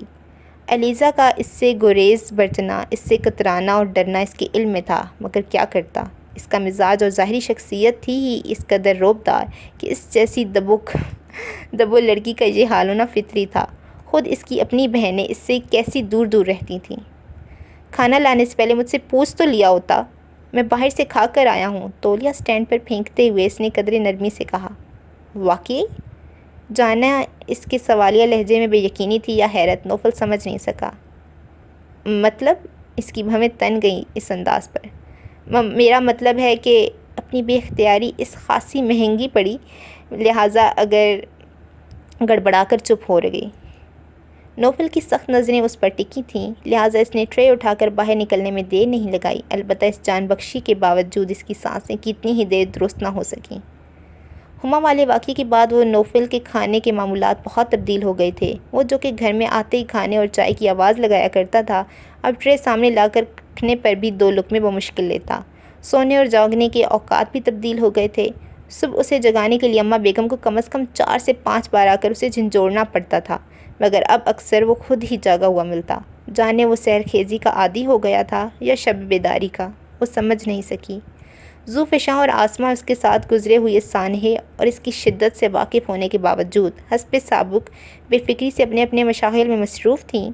نوفل پر اس حادثے نے کیا اثرات مرتب کیے ہیں انہیں کوئی پرواہ تھی، یا غالباً وہ مطمئن تھیں کہ جلد یا بددیر وہ سنبھل جائے گا۔ مگر علیزہ کا معاملہ سب سے جدا تھا۔ خاموشی سے کام نپٹانے کے ساتھ اس کا بہترین مشغلہ اس کے گھر مکینوں کا تجزیہ کرتے رہنا بھی تھا، اور ہما والے واقعے کے بعد سے نوفل کے انداز و اطوار اس کے مطالعے کا لازمی حصہ بن گئے تھے۔ محبت میں کتنی طاقت ہے، انسان کو سر تا پیر بدل دیتی ہے۔ فریج میں کھانا واپس رکھتے اس نے سوچا، البتہ نوفل کا ہما کو خود ٹھکرا کر یوں دکھی ہونا ہنوز اس کی سمجھ سے باہر تھا۔ انا پر ور جفا پیشہ بھی کیا آنسو بہاتے ہیں۔ نیکسٹ۔ دن اپنی مخصوص رفتار سے گزرتے رہے۔ کبھی نوفل اور کبھی ہما کے لیے افسردہ رہنے کے باوجود دوبارہ کبھی کسی سے اس بات کا اس نے تذکرہ کرنا بھی چھوڑ دیا۔ یوں بھی نوفل کی روٹین میں جو تبدیلی اور تغیر آیا تھا، وہ دھیرے دھیرے اپنی پہلی والی حالت میں لوٹتا جا رہا تھا۔ واقعی وہ غم کو دل سے لگانے کا عادی نہیں تھا، یا شاید ایسا ظاہر کرنا اس کی مجبوری تھی۔ آج کل تو یوں بھی بھیا کا جدہ سے خط اور اس کے لیے کچھ گفٹس وغیرہ آئے تھے، اس کا ذہن سب طرف سے ہٹ کر اس طرف ہی لگ گیا تھا۔ بھیا سے ملے سال بھر ہونے کو آیا تھا، مگر وہ جانتی تھی کہ اسے آغا جی کے گھر چھوڑ کر ان کی فکر کتنی کم ہو گئی ہے، اس لیے ان کا اگلے 1-2 سال تک پاکستان آنا ممکن نہیں۔ وہ ان سے ملنا چاہتی تھی، اپنے ننھے سے بھتیجے کو دیکھنا چاہتی تھی، لیکن یہ بھی معمول تھا کہ بھابھی ایسا ممکن نہیں ہونے دیں گی۔ بھیا نے ان سے شادی کر کے نہ صرف اپنے بچپن کی منگیتر کو چھوڑا، بلکہ اس کی آنکھوں کے خواب بھی نوچ ڈالے۔ ماموں جان کا جوشیلا لہو اپنی بیٹی کی اس حد تک پر کھول اٹھا تو انہوں نے بھانجی اور اپنے بیٹے کے دلوں کی بھی پرواہ نہ کی اور وہ رشتہ توڑ ڈالا جو نانی مرحومہ نے بے حد دل سے جوڑا تھا۔ رشتہ تو ٹوٹ گیا، مگر غضنفر کو دل سے نکالنا اتنا آسان نہ تھا۔ بھیا اپنی پسند کردہ کلیگ کے ساتھ جاب ملنے پر شادی کر کے جدہ جانے لگے تو اس کی رہائش کا مسئلہ اٹھ کھڑا ہوا۔ ماموں جان تو ایک رشتے کی خاطر پچھلے تمام ناطے ختم کر چکے تھے، لہٰذا اپنے شہر میں اس کی ذمہ داری اٹھانے اور دیکھ ریکھ کرنے والا کوئی نہ تھا۔ ایسے میں ابو کی کزن آغا جی نے اس کی ذمہ داری اٹھاتے ہوئے بھیا کو ہر بوجھ سے آزاد کر دیا، اور یوں وہ دل میں ڈھیروں آنسو اور بوجھ لے کر یہاں چلی آئی۔ یہاں کا ماحول شروع میں اسے بے حد عجیب لگا۔ سوائے ان 3 بہنوں کے باقی سب لوگ الگ الگ رہتے۔ آغا جی اور اماں بیگم کی اپنی مصروفیات تھیں تو نوفل کے اپنے مشاغل۔ جب وہ یہاں آئی تو عاقل بھائی کی شادی کو 6 ماہ ہوئے تھے، لہٰذا ان دونوں کی اپنی ہی دنیا تھی۔ ایسے میں وہ زونی کے ساتھ انڈرسٹینڈنگ پیدا کرنے کی کوشش کرتی رہی۔ وہ دونوں ہم عمر تھی، پھر انٹر میں اس کا داخلہ آغا جی نے زونی کے ساتھ ہی کرا دیا۔ تاہم ان تمام باتوں کے باوجود ان دونوں کی کچھ خاص نہ بن سکی، گو کہ کسی حد تک بے تکلفی سب سے ہو گئی تھی، البتہ ایک حد فاصل اسے سب سے الگ رکھتی تھی۔ اماں بیگم خاصی محبت والی اور خدا ترس تھیں، اس لیے اسے زیادہ تر وہ دن اجنبیت کا احساس نہ ستا سکا اور وہ دھیرے دھیرے گھر کے کاموں کی ذمہ داری اسے خود کو بھی بھلانے پر مجبور کر گئی۔ 6 ماہ قبل اس کا رزلٹ آیا تھا، وہ 2nd ڈویژن میں پاس ہو گئی تھی، مگر زونی کے ساتھ اس نے آگے پڑھنے کا ارادہ ترک کر دیا تھا۔ اس کی اہم ترین وجہ ایک یہ بھی تھی کہ نوفل کی ذمہ تھا انہیں پڑھانا، جبکہ وہ انگلش اور اکنامکس میں کمزور تھی۔ ایسے میں 2 سال جس طرح گزرے تھے، بلکہ گزارے تھے کہنا زیادہ ٹھیک ہوگا، وہی جانتی تھی، لہٰذا مزید اس سزا کو جھیلنا اس کے بس میں نہ تھا۔ بھیا نے یہ گفٹ بھابھی سے چھپ کر اتنے عرصے بعد اس لیے بھجوائے تھے کہ ان دنوں جب کہ اس کا نتیجہ نکل آیا تھا، بھابھی ایک بیٹے کو جنم دینے کے بعد کافی سیریس حالت میں ہاسپٹل ایڈمٹ تھیں۔ ان کی دیکھ بھال اور پھر بچے کی خوشی میں انہیں شاید یاد نہیں رہا تھا کہ اب جب کہ کئی ماہ بعد ان کی روٹین سیٹ ہوئی اور اس کا پچھلا خط پڑھنے کی فرصت ملی، انہوں نے اس کے لیے اپنے دوست کے معرفت کچھ سامان بھیجا تھا۔ اوف، کتنے خوبصورت کپڑے اور یہ جیولری، واہ! زونی پیکٹ کھول کر جھومتے ہوئے تعریف کیے جا رہی تھی۔ وہ دھیرے سے مسکرا دی۔ یہ تم لے لو زونی، دوستانہ انداز میں زونی کا پسند کردہ سوٹ اس کی طرف بڑھایا۔ ارے نہیں بھائی، میں اس لیے تو نہیں کہہ رہی تھی۔ زونی خفیف ہو گئی۔ اور کیا یہ سب تمہارے لیے ہے؟ تم استعمال کرنا، بلکہ یوں کرو کل میرے ساتھ چلو، ایک دو سوٹ سلوانے کے لیے ٹیلر کو دے آؤ۔ ذوالفشاں نے زونی کی تائید کرتے ہوئے خلاف توقع آفر کر ڈالی۔ وہ حیران تھی کہ اس پیشکش پر کیا کہے۔ اماں بیگم نے ذوالفشاں کی بات کاٹ دی۔ کوئی ضرورت نہیں کچھ سلوانے کی، یہ سب میں علیزہ کے جہیز کے لیے اٹھا کر رکھ رہی ہوں۔ گھر میں پہننے کے کپڑے میں خود سلوا چکی ہوں تم سب کے لیے۔ انہوں نے سامان سمیٹ کر اس مخصوص سوٹ کیس میں رکھ دیا جس میں پچھلے سال سے علیزہ کے نام کا جہیز جمع ہونا شروع ہو چکا تھا۔ غالباً بھیا کی ہدایت تھی۔ بھیا جو کچھ بھیجتے وہ جمع کر دیا جاتا تھا اور اس کی ضرورت کا عام سامان اماں بیگم زونی وغیرہ کے ساتھ خود اسے منگوا کر دیتی تھیں۔ وہ انکار کرتی مگر ایک نہ چلتی۔ ایسے میں اگر آغا جی اسے حیل و حجت کرتا دیکھ لیتے تو بہت خفا ہوتے۔ ایسی محبت کو کھونا بھی عظیم نقصان تھا، لہٰذا اس نے اب کچھ کہنا چھوڑ دیا تھا۔ گرمیوں سردیوں کے کپڑے، آتے جاتے کے کپڑے، جوتے، جیولری اور ہلکا پھلکا میک اپ کا سامان اس کے کہنے سے پہلے ہی آ جاتا۔ وہ ممنون ہوتی مگر زبان سے کہہ نہ پاتی۔ بس اماں بیگم کی گود میں سر رکھ دیتی تو وہ ہنس پڑتی۔ کم آن اماں، آپ اس کی شادی کریں گی؟ اس چھوٹی کی؟ ذوالفشاں جہیز کے نام پر چونکتی ہوئے بے حد حیرت سے بولی تھی۔ وہ چینپ گئی۔ تو اور کیا، لڑکیوں تو ہوتی ہی پرایا دھن ہے، اور یہ تو یوں بھی امانت ہے اپنے بھائی کی۔ اس نے کہہ دیا کہ چچی کسی اچھی جگہ اس کا رشتہ کر دیں، اور رہ گئی عمر کی بات تو عمر کا کیا ہے، شادی ہوتے ہی لڑکی عورت بن جاتی ہے، گھر بار کی ذمہ داری سر پر پڑتی ہے تو آپ بردباری آ جاتی ہے لڑکی میں۔ اماں بیگم نے پان دان کھول کر لمبا چوڑا لیکچر دیا جس میں در حقیقت ذوالفشاں اور آسماں کو ڈھکا چھپا کر سنایا گیا تھا، جنہوں نے اماں بیگم کے لاکھ جانے پر بھی ایم اے سے پہلے شادی کے لیے حامی نہیں بھری تھی۔ آسماں بھی ڈبل ایم اے کا تہیہ کیے بیٹھی تھی۔ گویا بردباری کا تعلق عمر سے نہیں شادی سے ہے۔ ذوالفشاں کا فلسفیانہ جرا شرا شروع ہو چکی تھی۔ اس نے دیکھا کہ اماں بیگم کے چہرے پر جلال نمودار ہونے لگا تھا۔ آسماں حسب معمول بے فکری سے چھالیاں کاٹتے ہوئے سب کی سننے میں مصروف تھی۔ اس بات پر مسکرا دی۔ بیکار کے سوال مت کیا کرو لڑکی، اپنی عمر تو تم نے اس موئے فلسفے کی نظر کر ہی دی ہے، اب بچیوں کو نہ بگاڑو۔ اماں نے بے حد غصے سے پان دان بند کیا۔ آسماں نے بمشکل اپنی انگلی بچائی۔ کمال کرتی ہیں آپ بھی اماں، میں انہیں کب بگاڑ رہی ہوں؟ تو بس اتنا کہہ رہی ہوں کہ پہلے اتنی عقل تو آ جانے دے کہ یہ رشتوں کی نزاکتیں سمجھ لیں، پھر کر دیجیے گا شادی بھی۔ ابھی خود کو تو سنبھال نہیں سکتی، کسی اور کی ذمہ داری کیا خاک اٹھائیں گی؟ ذوالفشاں آج پھر پٹڑی پر سے اتر گئی تھی۔ زونی نے ممکنہ صورتحال کا اندازہ کرتے ہی باہر کی راہ لی۔ آسماں البتہ ایسی سین بڑے شوق سے دیکھتی تھی جبکہ وہ اماں بیگم کے حکم کی منتظر تھی۔ رہنے دو لڑکی اپنا یہ فلسفہ، تمہیں بہت آگے رشتوں کی نزاکتیں سمجھ میں۔ ایم اے کر کے منشی فاضل بنا جا سکتا ہے مگر عورت نہیں۔ اے بچی، یہ نزاکتیں رشتے بنانے سے سمجھ میں آتی ہیں، کتابیں چاٹنے سے نہیں۔ تم مجھے بتاؤ، ایم اے کر کے بھی تم وہ ذمہ داری اٹھا سکتی ہو یہ جو انٹر پاس بچی اٹھا رہی ہے؟ محض باتوں سے پیٹ نہیں بھر پاتا، پاؤں ہاتھ چلانے ہی پر ہی دنیا میں راج کرتے ہیں۔ اماں بیگم کا کئی دنوں کا دبا ہوا اشتعال آج پھر ابھرا تھا۔ وہ تاک تاک کر کے نشانے لگا کر حساس انسان کے لیے ایک بار کا لیکچر کافی ہوتا، یعنی آپ کے کہنے کے مطابق نظریے کی کوئی اہمیت نہیں؟ پھر سوال ہوا۔ تجربے بغیر نہیں جو قول و عمل سے ثابت نہ ہو، محض لفاظی ہوتا ہے، آئی سمجھ میں؟ اور اب میں اس موضوع پر ایک سوال نہ سنوں، خود تو ہیں ہی سیانی، اب اپنے سے بڑوں کو بھی سکھائیں گی۔ کہہ دیا ہے میں نے تمہارے آغا جی سے کہ اچھا سا رشتہ دیکھ لیں، علیزہ کے لیے اس کی تو ہو شادی، تم لوگوں کو بھی عقل آئے۔ آخری جملہ انتہائی فیصلہ کن لہجہ میں کہا، یعنی اب شادی بھی مقابلے بازی کا ایک حصہ ہو گئی ہے۔ چلیں دیکھتے ہیں کون جیتا ہے۔ ذوالفشاں نے شانے اچکاتے ہوئے گردن کو ادھر ادھر حرکت دی اور اٹھ کھڑی ہوئی۔ کس کی ہار جیت کی بات ہو رہی ہے اماں بیگم؟ نوفل آج خلاف توقع جلد گھر آ گیا تھا۔ آتے ہی زوفی کی بات اچک لی، یہاں جو چوپال جمی تھی اس کے لیے یہیں چلایا تھا۔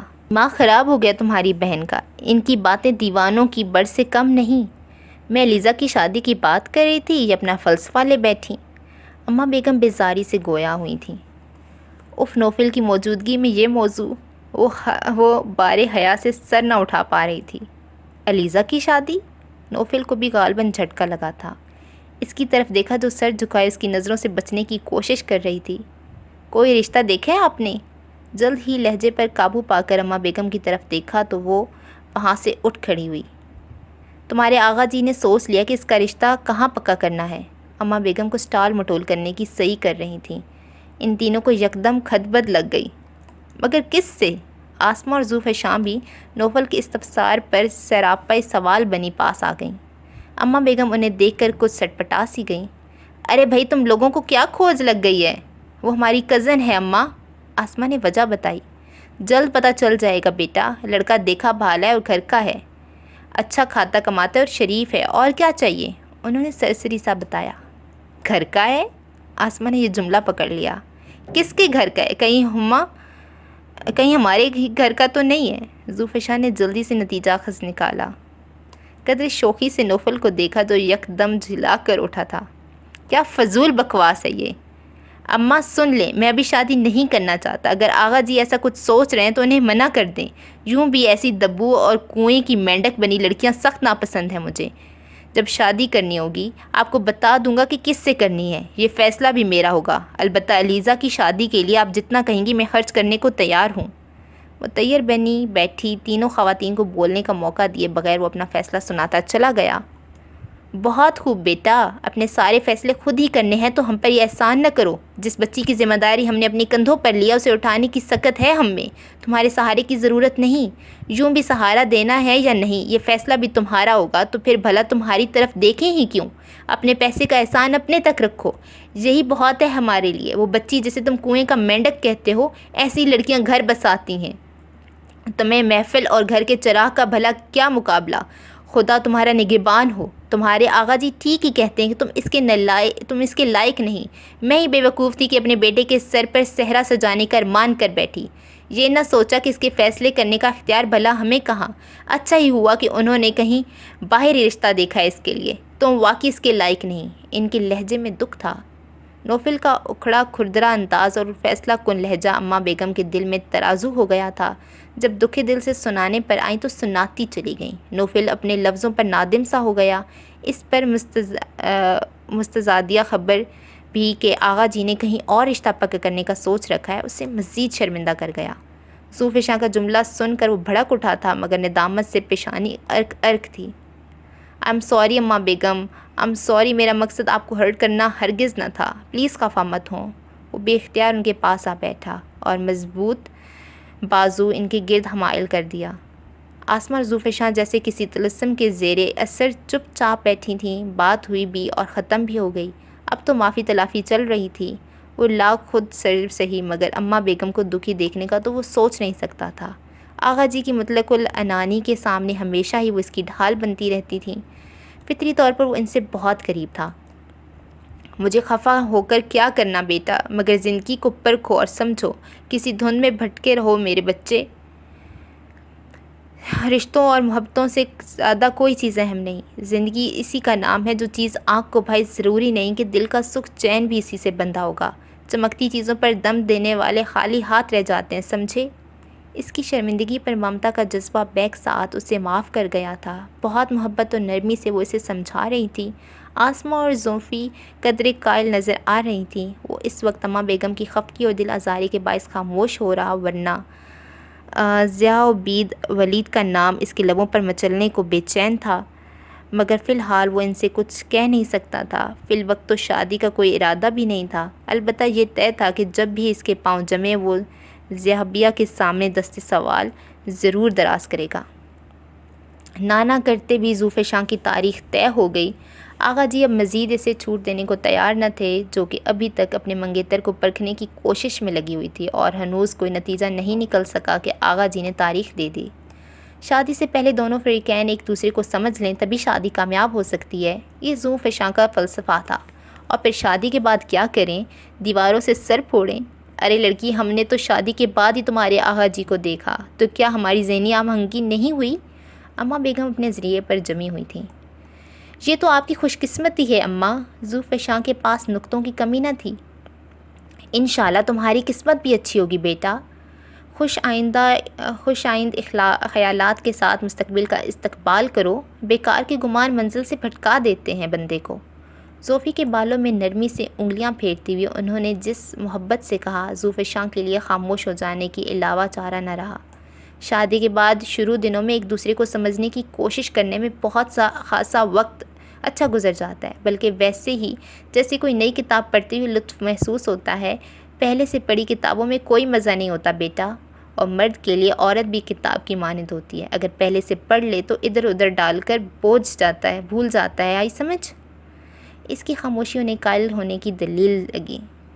ہر شخص کے پاس اپنا نظریہ، اپنا فلسفہ تھا، لہٰذا ٹکراؤ اس لیے یقینی تھا کہ آپس میں نظریاتی اختلاف موجود تھے۔ تاہم موقع کچھ ایسا تھا کہ لاکھ چاہنے پر بھی فطری حیا نے لبوں پر تالے ڈال دیے، اور زوفشاں شادی سے پہلے والی ہم آہنگی کے فوائد پر روشنی نہ ڈال سکی، اور یوں گھر میں ہنگامے جاگ اٹھے۔ اس روز کے بعد علیزہ منتظر ہی رہی، مگر اماں بیگم نے اس کی شادی کی بات نہ چھیڑی، لہٰذا جب زوفشاں کی تاریخ طے ہوئی تو اسے بے انتہا اطمینان کا احساس ہوا۔ چند دنوں تک تو اس معاملے کو التوا ہی میں ہی رہنا تھا۔ غضنفر کی یادوں کے نقش تو کب کے مٹ چکی تھی وہ، مگر اتنی جلد کسی اور کو ذہنی طور پر قبول کرنا بہت مشکل تھا اس کے لیے، لیکن اماں بیگم سے وہ دل کی بات کیسے کہتی؟ زوفشاں کی شادی کی مصروفیات اس کے لیے اچھی ڈھال رہیں اور بہت سے خوبصورت دن ہنسی خوشی گزر گئے۔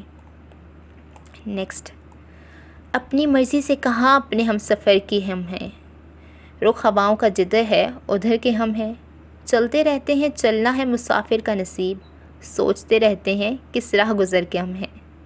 زوفشاں کی شادی کی بے تحاشا مصروفیات میں اسے خبر ہی نہ ہو سکی کہ اس کے گرد کون سی کھچڑی پک رہی ہے، اور جب شادی کے بعد سکون کا سانس لیا تو اسے بے ساختہ احساس ہوا کہ گھر کی فضا میں کچھ نامانوس سی ہو گئی ہے۔ شاید ایسا زوفی باجی کے جانے کی وجہ سے ہوا ہے۔ زوفشاں والے کمرے کی صفائی کرتے ہوئے وہ کئی دن تک سوچتی رہی۔ زوفشاں گو کہ کوئی خاص ہنگامہ خیز لڑکی نہ تھی، نہ ہی کام کاج وہ ایسا کرتی کہ اس کی کمی کا احساس ہوتا، مگر اس کے باوجود گھر میں خاصا سناٹا ہو گیا تھا۔ شاید یہ قدرتی امر ہے کہ بیٹی جب گھر چھوڑتی ہے تو اخلاص خود پیدا ہو جاتا ہے۔ آسماں تو پہلے بھی کم ہی بولتی تھی، اب تو زوفشاں کے جانے کے باعث زونی بھی اپنے BA کی پڑھائی میں لگ گئی تھی۔ آسماں سے اس کی یوں بھی نہیں بنتی تھی، ویسے بھی آسماں کے پاس زیادہ وقت نہیں تھا، فائنل ایئر کا فرسٹ سیمسٹر تھا اور وہ جی جان سے لگ گئی تھی۔ اکثر شام میں زوفشاں آ جاتی تو یک بیک گھر میں رونقیں قدم دھر لیتیں۔ اپنے اپنے کمروں سے نکل کر وہ سب لوگ یوں آتے جیسے کسی بہت اہم شخصیت نے قدم رنجا فرمایا ہو، جبکہ شادی سے پہلے یہی زوفشاں دنوں خود میں مست الست پھرتی، کسی سے بات تک نہ کرتی تھی، بلکہ فلسفہ کی پڑھائی کے باعث بحث و تشخیص کی عادت نے اسے لوگوں سے کافی دور کر دیا تھا۔ نوفل اور عاقل بھائی کی بھی اپنی بہنوئی سعد بھائی سے اچھی خاصی گاڑی چھننے لگی تھی۔ ایسے میں آغا جی کا نوفل کو گھر پر موجود دیکھ کر موڈ بہت خوشگوار ہو جاتا۔ زوفشاں جو کہ شادی سے پہلے ان ذمہ دارانہ جھمیلوں سے سخت الرجک تھی، اب اتنی خوش نظر آتی کہ اسے حیرت ہوتی۔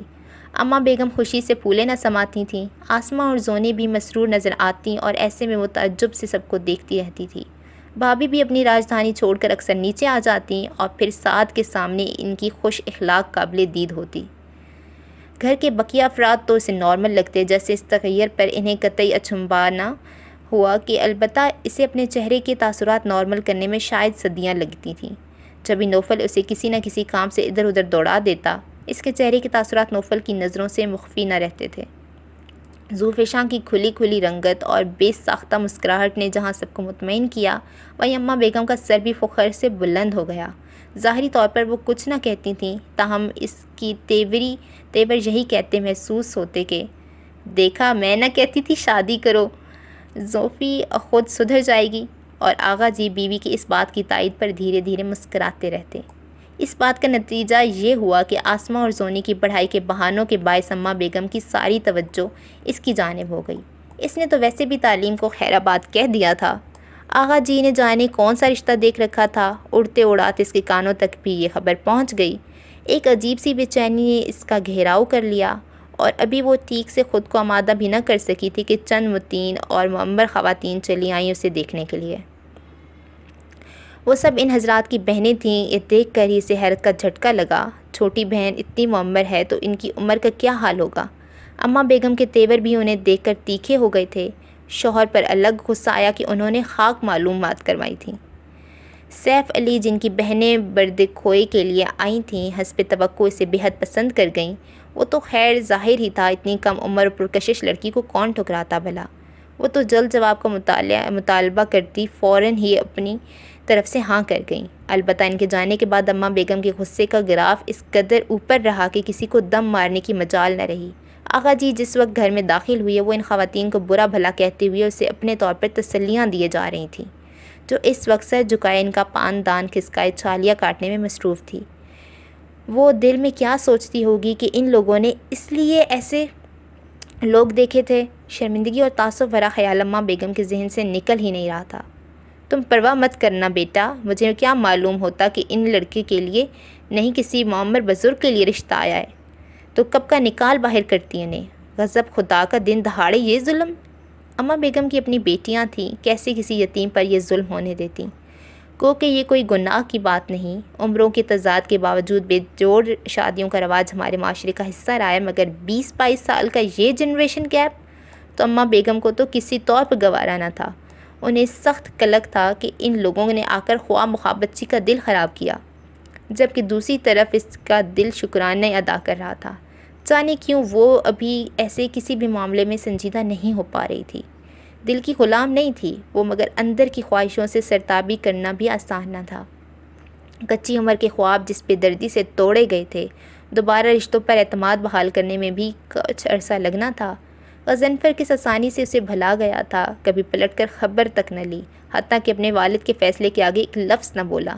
شاید وہ بھی اپنی بہن کے ٹھکرائے جانے کا بدلہ لینا چاہتا تھا، جبھی بلا قصور اسے دار پر چڑھانے والوں میں وہ سر فہرست تھا۔ وہ غضنفر جو اس کے بچپن کا ساتھی تھا، کیسے بیچ راہ میں منہ موڑ گیا تھا، لیکن اتنی جلدی دوسری منزل کا تعین کر کے کسی اور راہ چل دینا اس کی بس کی بات نہیں تھی۔ وہ غضنفر کے جیسی تھی، نہ ہی ماموں جیسی کہ وہ ہر رشتہ، ہر وعدہ، ہر تعلق اس پہ دردی سے توڑ ڈالتی۔ نیکسٹ، نکل ہی آتی ہے کوئی نہ کوئی گنجائش، کسی کا پیار کبھی آخری نہیں ہوتا، سمٹ نہ سکا کبھی زندگی کا پھیلاؤ، کہیں بھی ختم غم عاشقی نہیں ہوتا۔ کام کی مصروفیات اور آگے بڑھنے کی لگن نے نوفل کو جیسے پچھلے چند ماہ میں گزرے تمام واقعات فراموش کرنے پر مجبور کر دیا تھا۔ اس پر مستر وضیحہ بید ولید کی سنگت نے خوب رنگ چڑھایا۔ وہ اس کی ایڈورٹائزنگ ایجنسی میں کریٹو ڈائریکٹر تھی، مگر جلد ہی اپنی صلاحیتوں اور شائستہ اعتبار کی بدولت وہ نوفل کے دل میں جگہ بنا گئی، اور گزرتے چند دنوں میں ہی وہ دونوں ایک دوسرے کے کافی نزدیک ہو گئی۔ اس قربت کا اصل محرک تھا ان کا مقصد۔ وہ دونوں ایک جیسے پس منظر اور ایک جیسے خواب دیکھنے والے لوگ تھے۔ آگے بڑھ کر معینہ مقصد کے حصول کی خواہش نے انہیں جکڑ رکھا تھا۔ خوابوں کے علاوہ حقیقتوں کے اعتبار سے بھی ان میں بہت سی قدریں مشترک تھیں۔ ذہابیہ نے بہت سے لوگوں کے ساتھ کام کیا تھا۔ اس کا تجربہ اس قسم کی جاب کے بارے میں خاصا تلخ تھا، مگر چونکہ ہمت و جوان اور عزم زمین تھا، لہٰذا وہ ایک کے بعد دوسری ایجنسی گھومتی رہی۔ اصل مقصد تو تجربہ حاصل کر کے اپنی ذاتی ایڈورٹائزنگ ایجنسی اسٹیبلش کرنا تھی، لہٰذا اس نے بہت سی جگہیں بدلیں اور پھر یہاں آ گئی، مگر اپنا بزنس کرنا تو طے تھا، اور یہی بات اس نے پہلے دن بہت واضح طور پر نوفل کو بتا دی تھی۔ نوفل کو ایسی کریٹو لڑکیاں اچھی لگتی تھیں جن کے عزائم بلند اور حوصلے جرأت مندانہ ہوں۔ مجھے ایمبیشیس لوگ اچھے لگتے ہیں، انٹرویو کے اختتام پر اس نے دوستانہ لہجے میں کہتے ہوئے اسے اپنی معاونت کے لیے قبول کر لیا تھا، اور پھر گزرتا ہر دن ان کی دوستی کو مضبوط کرتا گیا، اور جلد یہ جذبہ ایک اور رنگ میں ڈھل گیا۔ فی الحال تو خود نوفل شادی کے لیے راضی نہ تھا، تاہم ذہابیہ سے مل کر ہما کی یاد کے زخم بھرنے لگے تھے۔ اس کا اندازہ اسے چند روز پہلے ہوا تھا، جب مشہور و معروف صنعت کار احمد رضا کی بیٹی ہما احمد کی شادی کی تصاویر ہر میگزین اور ہر اخبار کا سنگھار بنی تھیں۔ دلہن بنی سجی سنوری حسن کی زندہ مثال بنی ہما کو دیکھ کر اس کے دل میں کوئی ہلچل نہیں ہوئی تھی۔ جس روپ میں اسے دیکھنے کی تمنا کبھی اس نے کی تھی، آج وہ روپ اس نے کسی اور کے لیے اپنایا تھا۔ بظاہر ہر تصویر میں ہنستی مسکراتی وہ بہت فریش اور خوش لگ رہی تھی، تو گویا یہ طے تھا کہ ہما احمد کے ہمیں کبھی نہ ملنا تھا۔ بہرحال جو ہوا شاید بہتر ہوا۔ All best and good luck. Forever bye. اخبار ایک طرف ڈالتے ہوئے بڑے اطمینان سے بڑبڑایا تھا جیسے سر سے کوئی بھاری بوجھ سر کا ہو۔ شاید ٹیبل پر چائے لا کر رکھتے ہوئے ایلیزا نے قدر حیرت سے اسے دیکھا، اور جب نوفل کے اپنے کمرے میں جانے کے بعد اخبار اٹھایا تو کتنی دیر وہ ساکت بیٹھی رہ گئی۔ اف، کتنا مشکل ہے ایسے لمحے پر خود پر جبر کرنا، ضبط کے پہرے بٹھانا۔ گہری سی آنکھوں سے وہ 2 آنسو پھسل کر اس کی دوپٹے میں جذب ہو گئے۔ یوں لگا جیسے غضنفر کی بارات اس کی آنکھوں کے آگے سے گزر کر کسی اور آنگن جا اتری ہو۔ نوفل کے لیے اس کے دل میں بہت درد تھا۔ باوجود اس کی اناپرستی کے وہ سمجھتی تھی کہ وہ دل میں ضرور ٹوٹ پھوٹ کا شکار ہے، جب بھی حد درجے مصروفیت کے باعث منظر سے غائب رہتا ہے۔ کچھ ماہ پہلے تک یہ بات درست بھی تھی، مگر اب اس کی مصروفیت کی اصل وجہ ذہابیہ کے ساتھ مل کر اپنے خوابوں کو حقیقتوں کو رنگ دینا تھا۔ اس کا کام اس کا دین تھا، ایمان تھا، اور ذہابیہ سے مختلف نہیں تھی۔ وہ خود نوفل کی صلاحیتوں کی بڑی معترف تھی، البتہ جذبوں کی شیش محل میں نوفل کی جگہ کہاں تھی غالباً اس کا تعین ابھی ہوا نہیں تھا یا شاید وہ فطری مشرقی حیا کے باعث اظہار کرنا پسند نہیں کرتی تھی۔ کچھ بھی تھا، نوفل اب تک اس ضمن میں اس کی رائے نہیں جان سکا تھا، نہ ہی اس بات سے واقفیت ہو سکی تھی کہ آیا وہ اسے پسند کرتی بھی ہے یا نہیں، اور اگر کرتی ہے تو کس لحاظ سے۔ ذہابیہ کے ساتھ وہ کس رہ گزر کا مسافر بنا ہوا ہے، اس بات سے لا علم ایلیزا کئی دن ہما کی شادی کی خبر پڑھ کر بڑی اپسیٹ رہی۔ آسماء نے اپنے تمام تر لاؤبالی پن کے باوجود یہ بات محسوس کر لی تھی جب بھی ساتھ لیے پھرتی۔ یونیورسٹی میں کوئی سیمینار تھا، وہ زبردستی اپنے ساتھ گھسیٹ لائی تھی، اور وہیں جب ذہابیہ کے ساتھ بیٹھے ہنستے کہکے لگاتے نوفل پر اس کی نظر پڑی تو وہ ششت رہ گئی۔ آسماء تو اسے یہاں لا کر اپنی فرینڈ میں جیسے بھول ہی گئی تھی۔ پتہ نہیں اس نے نوفل کو دیکھا تھا یا نہیں، ایلیزا پوچھ سکی نہ ہی اندازہ لگا سکی، البتہ شیشہ دل پر بڑی سخت ضرب لگی تھی۔ گویا نوفل افندی کو اس سے کوئی فرق ہی نہیں پڑا تھا کہ جیسے ایک جیتی جاگتی ارمانوں سے بھری لڑکی اس کی زندگی میں آئی اور نکل بھی گئی۔ کتنی جلدی اپنا نیا ساتھی ڈھونڈ لیا تھا، خود کو بہلا لیا تھا۔ مرد کے لیے کتنا آسان ہے پچھلی رفاقتوں کو خاموش کر دینا۔ واپسی پر سے لگا جیسے وہ دل پر مزید بوجھ لاد لائی ہو۔ آج نوفل اور غضنفر میں سے کوئی فرق محسوس نہیں ہو رہا تھا۔ وہ نوفل کے جس اونچے استھان پر بٹھانے کی عادی ہو گئی تھی، آج اس دوراہے پر شش و پنج میں تھی۔ ذہن اسے بے وفا اور جفا جو کہہ رہا تھا، جبکہ دل تو ایک الگ ہی راگ الاپ رہا تھا۔ وہ اپنا تجزیہ کرتے کرتے اس بری طرح چونکی جیسے اس کے اندر کوئی آتش فشاں پھٹا ہو۔ بس ایلیزا، اس سے آگے مت جانا، قدم روک لینا یہیں، کیونکہ اس سے آگے درد کا ایک بہت بڑا صحرا شروع ہوگا۔ تمہارے پاؤں پہلے ہی پگار ہیں۔ آبلہ پائی کے ایک اور سفر کی تو متحمل نہیں ہو سکتی۔ دماغ اسے جس طرح روک کر جھنجھوڑا تھا، وہ جیسے نیند سے بیدار ہوئی۔ اوف، اس بے خیالی اور بے دھیانی میں کون سے رستے دیکھے جا رہی تھی خدایا۔ حیرت کے ساتھ ساتھ شدید تعصب نے اسے تھکا سا دیا تھا۔ آسماء اسے اپنے ساتھ لا کر اچھا خاصا پچھتائی، کیونکہ اس روز کے بعد سے تو وہ اور گمسم ہو گئی تھی۔ نیکسٹ۔ یہ سب تمہاری محنت کا نتیجہ ہے نوفل، تم اس کے حقدار تھے۔ سب سے بڑے کمرشل ایوارڈ کے لیے اس کی ایڈورٹائزنگ کمپنی کو نامزد کیا گیا تھا۔ خوشی کیسے نہ ہوتی، ذہابیہ نے سارا کریڈٹ بڑے ظرف سے اسے دے دیا تھا، جبکہ محنت تو اس کی بھی یکساں رہی تھی۔ ہو سکتا تھا کہ ایوارڈ نہ مل پاتا، اور اگر ایسا نہ بھی ہوتا تبھی اس کے لیے نامزدگی ہی بہت تھی، مگر میں اس ٹیم ورک کی کامیابی قرار دوں گا۔ بالخصوص تمہارے چھوٹے آئیڈیاز نے ہمیں بہت چینج کر دیا۔ I am really proud of you.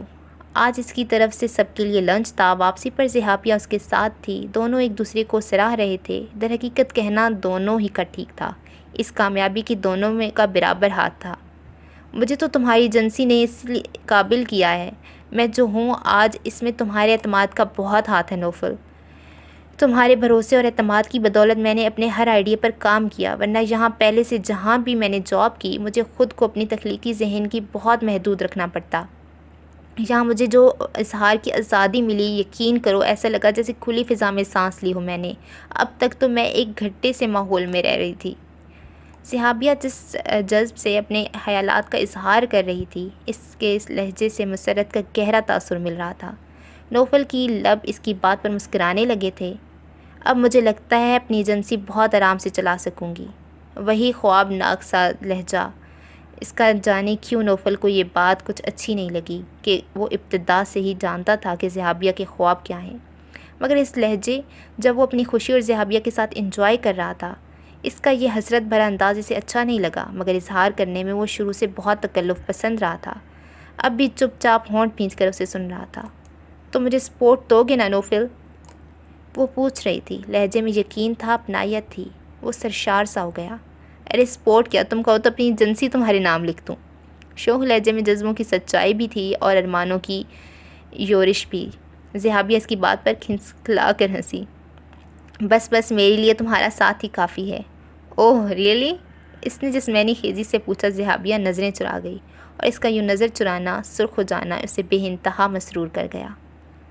گھر میں بھی وہ جس وقت داخل ہوا وہ بے حد خوش تھا۔ علیزہ لاؤنج میں بیٹھی اس کے ہی کرتے میں بٹن ٹانک رہی تھی۔ آسمہ اور اماں بیگم آج اتفاقاً ساتھ شاپنگ کے لیے چلی گئی تھیں اور زونی کالج سے آ کر سو رہی تھی۔ کیا گھر میں کوئی نہیں ہے؟ اس کے سلام کا سر کے اشارے سے جواب دیتے ہوئے نوفل نے جس طرح سوال کیا، اس نے بے ساختہ نظر اٹھا کر یوں دیکھا جیسے کہہ رہی ہو کہ کیا میں یہاں موجود نہیں؟ میرا مطلب اماں بیگم وغیرہ سے تھا۔ اس خاموش سوال کا جواب اس نے بے ساختہ دیا تھا۔ جواباً اس نے تفصیل سنا دی۔ اوہ، وہ کچھ سوچ کر رہ گیا۔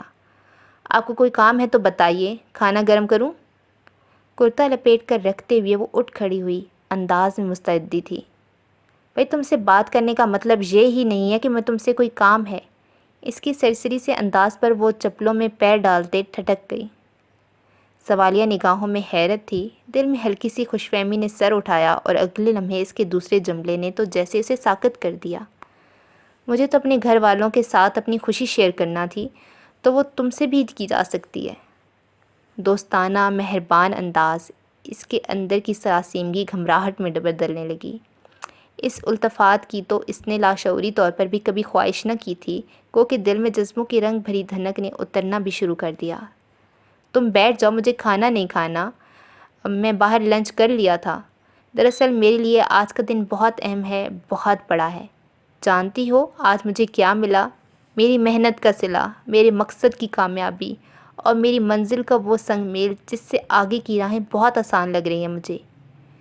ایسی خوش انصبات کا مظاہرہ اس نے آج سے پہلے نہ دیکھا تھا۔ عجیب بات تھی، آج کل وہ اس سے جتنا بچنے کی کوشش کر رہی تھی، اس کے دوستانہ انداز میں زیادتی ہوتی جا رہی تھی، کیونکہ اس کی موجودگی تو کبھی بھی اس کے لیے خوشگوار تاثر نہ لائی تھی۔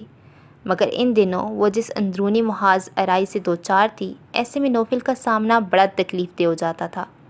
مگر وہ اس سے بے نیاز اپنی دھن میں مگن جب سامنے آتا، کچھ نہ کچھ ایسا ضرور کہہ جاتا کہ وہ سوچتی رہ جاتی کہ بھلا اس فکری کا کیا مطلب ہو سکتا ہے۔ پھر دل تو ہے ہی دیوانہ، اپنے مطلب کے معنی اخذ کرنے میں ذرا دیر نہ لگاتا اور کتنے ہی وقت خود کو ڈانٹنے پھٹکارنے میں گزر جاتا۔ اس لمحے بھی اسے سنتے ہوئے وہ خود کو بھی سمجھاتی جا رہی تھی کہ اس سے یہ سب کہنے کی نوفل کو کوئی دلی آرزو نہیں تھی، بلکہ اس وقت تو اسے ایک سامع کی ضرورت ہے اور وہ محض ایک سامع ہے۔ البتہ اسے خوش دیکھ کر وہ کئی دن بعد خود کو بڑا فریش محسوس کر رہی تھی، بلکہ ویسے ہی جیسے ہما والے واقعے کے بعد وہ اسے دیکھ دیکھ کر مرجھانے لگی تھی۔ کتنا عجیب ہوتا ہے دل بھی، ایسے ایسے لوگوں سے تعلق بنانے لگتا ہے جن سے ملنے تو درکنار، انہیں خوابوں میں دیکھنا بھی ناممکن ہوتا ہے۔ بغیر رشتوں کی محبت تو واقعی کوئی اہمیت، کوئی حیثیت نہیں ہوتی، خواہ مخواہ آپ آنکھوں سے لہو روئیں یا جگر چھلنی کریں۔ خلوص رشتے ناطے کی محض غرض بن جاتا ہے، ایسی غرض جسے کوئی پورا نہیں کرتا۔ آج میں واقعی بے حد خوش ہوں، تم تصور نہیں کر سکتی میرے احساسات کا، وہ کہہ رہا تھا۔ مگر آپ کی خوشی سے مجھے بھی خوشی ہوئی ہے۔ اسے کچھ تو کہنا تھا۔ نوفل نے اچنبھے سے مسکراتی ہوئے اسے دیکھا، جس نے 3 سالوں میں پہلی بار اس اعتماد سے اس کے سامنے بات مکمل کی تھی۔ البتہ لہجے میں بے حد سے زیادہ ٹھہراؤ اور سنجیدگی تھی۔ وہ بھی کچھ سنجیدہ ہوا۔ اسے غور سے دیکھا تو اندازہ ہوا وہ خاصی بجھی بجھی اور اپسیٹ لگ رہی تھی، جیسے خود سے لڑتی رہی ہو۔ کیا بات ہے، تم کچھ پریشان لگ رہی ہو، سب ٹھیک تو ہے نا؟ اس سے پہلے کہ وہ جانے کے لیے مڑتی، نوفل کی بات نے ایک قدم جکڑ لیے۔ اس نے استفہامی تحیر سے اسے دیکھا، مگر وہ جواب سننے کے لیے منتظر تھا۔ اس کی حیرت پر کوئی تاثر نہ دیا۔ میرا خیال ہے ایسی تو کوئی بات نہیں ہے۔ جھوٹ بولتے ہوئے نظر چرانا اور زبان کا لڑکھڑانا ایک فکری عمل تھا۔ نوفل یک بیک بےحد سنجیدہ ہو گیا۔ اول تو وہ کسی کے معاملے میں دخل ہی کم دیتا تھا، مگر جب سوال کرنے پر آتا تو بغیر جواب لیے ٹلتا نہیں تھا۔ اس بات کا اندازہ اسے تھا جب ہی سخت متذبذب ہو گئی تھی۔ نوفل کی عدالت میں اس کی پیشی کئی دنوں بعد ہوئی تھی، ورنہ ایسا تو اکثر پڑھائی والے دنوں میں ہوتا تھا جب وہ زونی اور اسے پڑھاتا تھا۔ مجھے تمہارے کہنے کی ضرورت بھی نہیں، تمہاری آنکھیں پڑھ سکتا ہوں میں۔ وہی سابقہ حاکمانہ لہجہ عود آ گیا تھا۔ وہ جھنجھلا سی گئی۔ یہ فقرہ اگر کسی اور لہجے میں بولا جاتا تو کتنا حسین لگ سکتا تھا، مگر اس کے باروب اور تند لہجے میں اسے ایک تلوار بنا دیا تھا جس سے وہ کٹ کر رہ گئی۔ کہیں پھر اماں بیگم نے کوئی رشتہ تو نہیں دیکھ لیا؟ ایک تو میں ان کی اس میرج آرگنائز ایگزیکٹو سے سخت عاجز ہوں۔ اس سے ڈپٹ کر پوچھتے ہوئے وہ زیر لب بڑبڑایا۔ جواباً اس نے دھیرے سے سر جھکا لیا۔ در حقیقت آج کل ان رشتوں کی آمد و رفت نے بھی اسے پریشان کر دیا تھا۔ تو یہ بات ہے۔ ایک تو تم نے بھی بہت غلط کیا، پڑھائی وقت پر چھوڑ دی۔ اب اماں بیگم کے عملی پروگرام سے بچنا سخت مشکل ہے۔ تعلیم چھوڑ کر بہت نقصان اٹھایا، وہ الگ۔ ویسے ایک بات سچ سچ بتاؤ، تمہیں رشتہ ناپسند ہے یا فی الحال شادی ہی نہیں کرنا چاہتی؟ اوہ، کس قدر زیرک تھا وہ! ڈائریکٹ سوال پوچھ لیا تھا، وہ بھی اس کے دل کو کھنگالتا ہوا۔ وہ اس انداز و استفسار پر بار حیا سے پلکیں تک نہ اٹھا سکی۔ اوکے، میں اماں بیگم سے بات کروں گا، وہ ان لوگوں کو منع کر دیں گی۔ اس کے جواب نہ دینے پر تو وہ وہی کچھ اخذ کر کے اٹھ کھڑا ہوا تو اس نے بے ساختہ تڑپ کر اسے دیکھا۔ آنے والے لوگوں کو منع کریں یا اماں بیگم کو سمجھا دوں کہ کچھ تو کہو بے وقوف لڑکی؟ وہ جھنجھلاہٹ سے بولا تو اس نے ایک سیکنڈ میں فیصلہ کر ڈالا۔ میں آگے پڑھنا چاہتی ہوں۔ 100 سوالوں کا ایک جواب۔ نوفل نے مسکراہٹ ضبط کرتے ہوئے اس کی طرف جن نظروں سے دیکھا وہ خفیف ہو گئی۔ یہ اقرار ہے کہ شوق؟ پتہ نہیں، مگر بہت اہم ہے، میں صرف اتنا جانتی ہوں۔ جملہ مکمل کر کے وہ وہاں رکی نہیں، دھونکتی کی طرح چلتی سانسوں سمیت وہاں سے بھاگ کھڑی ہوئی، اور نوفل اس کے گہرے لہجے پر بھویں سکیڑ کر سوچتا رہ گیا کہ آخر وہ کس کے لیے پڑھنا چاہتی ہے۔ جب ذوالفشاں نے سمجھایا تو سمجھی نہیں تھی، شاید اوٹ پٹانگ رشتوں کی آمد و رفت نے کچھ عقل سکھا دی ہو۔ ذہن نے رائے دی تو وہ مسکراتا سیٹی پر شوق سی دھن بجاتا اپنے کمرے کی طرف بڑھ گیا، اور وہ دروازے کی اوٹ سے اسے جاتا دیکھ کر سوچنے لگی، مجھے تمہیں حاصل کرنے کے خواب دیکھنے کا کوئی حق تو نہیں نوفل افندی، مگر اس جیسا بننے کی خواہش ضرور ہے کہ تمہیں نظر آ سکوں۔ اس کے لیے مجھے اپنا قد اونچا کرنا ہوگا، کیونکہ تم سر جھکا کے نیچے دیکھنے کے عادی نہیں ہو، اور میں گردن اٹھائے اٹھائے تھک چکی ہوں۔ صحابیہ ولید کا سراپا اس کی آنکھوں میں اترا تو نمکین پانی کے 2 قطرے پلکوں پر اٹک کر سارا منظر دھندلا کر رہ گئے۔ نیکسٹ۔ وقت کے بہاؤ میں تند و تیز لہریں بہت سے دن آگے بڑھا لے گئیں۔ آسماں کا ڈبل ایم اے ہو گیا تو آغا جی نے پہلی فرصت میں اس کی شادی کر دی۔ ذوالفشاں اب 2 عدد بیٹیوں کی مصروفیت میں گم ہو چکی تھیں۔ زونی بی اے کر کے گھر بیٹھ گئی تھی، جبکہ علیزہ کالج میں کا یہ آخری سال تھا۔ بھابھی اور عاقل بھائی کے بھی 2 بچے تھے۔ جب وہ یہاں آئی تھی تو نوفل کے فل کیے گئے فارم کی بدولت 2 سال فائن آرٹس پڑھنے پر مجبور ہو گئی تھی، مگر آج وہ اپنی خوشی سے مضمون پڑھ رہی تھی، بلکہ در حقیقت و لاشعوری طور پر اس فیلڈ میں کچھ کر دکھانے کے خواب نے اسے خود کو بھلانے پر مجبور کر دیا تھا۔ آسماں کی شادی کے بعد آغا جی نے بہت واضح لفظوں میں نوفل کو وارننگ دی تھی کہ شادی کے لیے سیریس ہو جائے، اور جواباً اس نے ذرا سی رد و قد کے بعد ذہابیہ کا نام لے دیا تھا۔ اذیت کا ایک صحرا تھا جو اس نے دوسری بار پار کیا تھا۔ ایک بار تو کسی اور کا جرم اس کے کھاتے میں درج ہوا تھا، مگر اس مرتبہ تو ایسا بھی نہیں ہوا تھا۔ وہ بنا جرم کے مصلوب کی گئی تھی۔ خود کو بہلانے کی پھر لاکھ جتن کیے، مگر سوائے پڑھائی کے اس کا کسی اور چیز میں دل نہ لگا۔ گھر کا کام بھی مجبوراً اسے ہی کرنا پڑتا تھا کہ گو کہ کالج کے داخلے کے بعد اماں بیگم نے آسماں اور زونی کو سختی سے اس کے ساتھ کام پر لگا دیا تھا، مگر اب آسماں کے پاس زونی کی مدد کے لیے اسے تقریباً سبھی کام کرنے پڑتے، پھر پڑھائی کی ٹینشن اور مصروفیت، مگر رات کو نیند باوجود سخت تھکن کے بھی نہیں آتی تھی۔ آتی بھی کیسے جب خوابوں کی کرچیاں بکھری تھیں، تو رات جگے ہی تو مقدر بننا تھا۔ آغا جی اور اماں بیگم کو نوکری پیشہ لڑکیوں سے خاصا بیر تھا، خصوصاً ان سے جو بغیر کسی مجبوری کے گھر سے خود کو منوانے پر کمر بستہ ہو کر نکلتی ہیں۔ ذہابیہ کے بارے میں جو تفصیلات نوفل نے ان کے گوشے گزار کی تھیں، اس سے تو یہی اندازہ ہو رہا تھا کہ مصوفہ میں وہ تمام اوصاف موجود ہیں جن سے انہیں سخت اختلاف ہے۔ تاہم بیٹی کی سرکش اور خود سر طبیعت کے آگے کچھ بولنے سے بہتر ہے کہ ایک بار اس لڑکی کے گھر والوں سے مل لیا جائے۔ لہٰذا آغا جی نے نوفل سے کہہ دیا کہ وہ اس لڑکی کے گھر والوں کی مطلع کر دے کہ اگلی بدھ کو ہم لوگ آ رہے ہیں۔ اتنی جلدی؟ باوجود خوشی کی وہ حیران تھا۔ ہاں بیٹا، بس میری خوشی ہے کہ اس سال عید کے چاند تمہاری منگنی کر دوں تاکہ خیر سے ربیع الاول کے مہینے میں بہو گھر لے آؤں۔ زونی اور لیزا تو اماندے ہیں کسی کی، جانے کب اپنے گھر کی ہو جائیں۔ آسمہ کے بعد تو گھر جیسے بے حد سونا ہو گیا ہے۔ اماں بیگم بہت محبت سے بولی تو وہ مسکرا کر خاموش ہو رہا۔ ادھر ذہابیہ نے اس کی مدد اور 50% شراکت سے نئی ایجنسی قائم کر لی تھی۔ آج کل اس کی افتتاح کی تیاریوں میں وہ اس قدر مصروف تھی کہ کئی دنوں تک وہ اماں بیگم کی تائید کے باوجود اس سے بات نہ کر سکا۔ ویسے بھی آج کل ذہابیہ کی خوشی عروج پر تھی۔ اپنے کام سے ہٹ کر ہر بات وہ شوخی سے ٹالے جا رہی تھی۔ چنانچہ 2-3 ہفتے اسی طرح گزر گئے اور معاملہ ہنوز التوا کا شکار تھا۔ کر سے اصرار زیادہ بڑھا تو اس نے ایک روز اسے جا ہی لیا۔ افتتاح ہوئے تیسرا دن تھا۔ ذہابیہ ایم ڈی کی کرسی پر بیٹھی کافی جچ رہی تھی۔ اس کے چہرے پر چھائے مسرتوں کے رنگ اسے بہت جاذب بنا رہے تھے۔ ہاں بھائی، اب کہو کس معاملے کو ڈسکس کرنے کے لیے تم گزشتہ کئی دن سے بضد ہو۔ آج میں نے خاص الخاص تمہارے لیے وقت نکالا ہے۔ راکنگ چیئر کو ذرا سی گردش دے کر ذہابیہ نے چائے کا آرڈر دے کر اس کی طرف توجہ کا ارتکاز کیا تو وہ مسکرا دیا۔ گہری نظریں اسی پر جمی تھیں۔ طویل تمہید کا تو وقت نہیں ہے، صرف چند لمحوں میں مدعا کہنا ہے۔ آئی ایم شیور کہ آج جو پروپوزل میں تمہارے لیے لایا ہوں تمہیں اس پر ہمیشہ کی طرح آج بھی اتفاق ہوگا۔ نانا کرتے بھی تمہید بن گئی تھی۔ کم آن نوفل، کم ٹو دا پوائنٹ، مجھے گھبراہٹ ہو رہی ہے۔ خیر، معاملہ گھبرانے کا نہیں، شرمانے کا ہے۔ مینی خیزی سے ہنستے ہوئے اس نے ذہابیہ کی الجھی ہوئی نگاہوں میں دیکھا۔ مطلب یہ کہ میرے گھر والے تمہارے گھر آنا چاہ رہے ہیں۔ تھوڑے کہ بہت جانو اور یہ بتاؤ کہ کب بھیجوں انہیں۔ اتنی اہم بات نوفل نے یوں کہی جیسے کوئی عام سا موضوع زیر بحث ان کے مابین ہو۔ کیا مطلب؟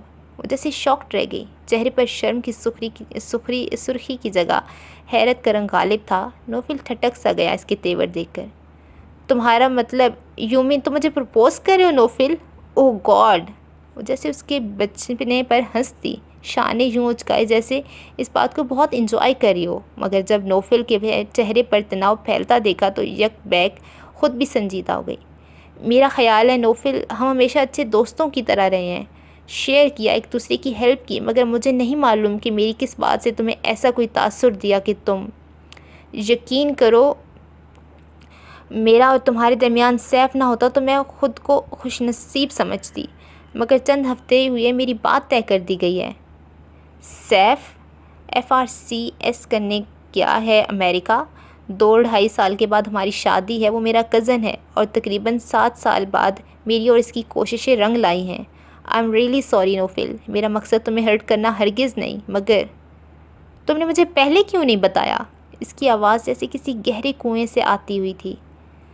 مجھے اپنا بزنس سیٹ کرنے سے فرصت ملتی تو تمہیں کچھ بتاتی۔ سیف بھی میری مصروفیت کے باعث خاصا ناراض ہو کر گیا ہے، مگر میں اسے منا لوں گی۔ سیف کی بات کرتے ہوئے اس کی آنکھوں میں الوہی رنگ تھے۔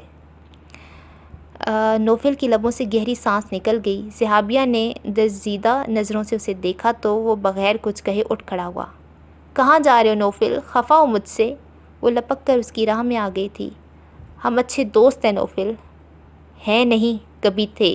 اب جو کچھ میرے مابین گزر گیا ہے اس کے بعد میں تم سے کوئی تعلق نہیں رکھ سکتا۔ ذہابیہ، سچ تو یہ ہے کہ میں نے تم سے کبھی دوستی کی ہی نہیں۔ میری چاہ، میری غرض تھی، جواب نہیں رہی۔ تمہیں سیف کے ساتھ مبارک ہو۔ میں منافقانہ تعلق رکھنے کا عادی نہیں، پلیز مائنڈ مت کرنا، مگر مجھے تمہاری دوستی نہیں، زندگی کے سفر میں تمہارا ساتھ چاہیے تھا۔ اس کے روکنے پر وہ بہت نپے انداز میں بولتا چلا گیا۔ ذہابیہ کی آنکھیں حیرت اور صدمے سے پھیل گئی تھیں۔ خود اس کا لہجہ خفیف سی لرزش لیے ہوئے رہا تھا، مگر اسے خود کو سنبھالنا آتا تھا جب یہ اپنے ازلی پرغرور انداز میں سر اٹھائے کہہ رہا تھا، اپنا شفاف فیصلہ سنا رہا تھا۔ رہ گئی بات بزنس کی، تو میں ایک اچھے بزنس پارٹنر کی حیثیت سے تمہاری بیکنگ کرتا رہوں گا، اس لیے میں اپنے کہے سے مکرتا نہیں۔ اس کی آنکھوں میں دھواں اتر آیا تھا۔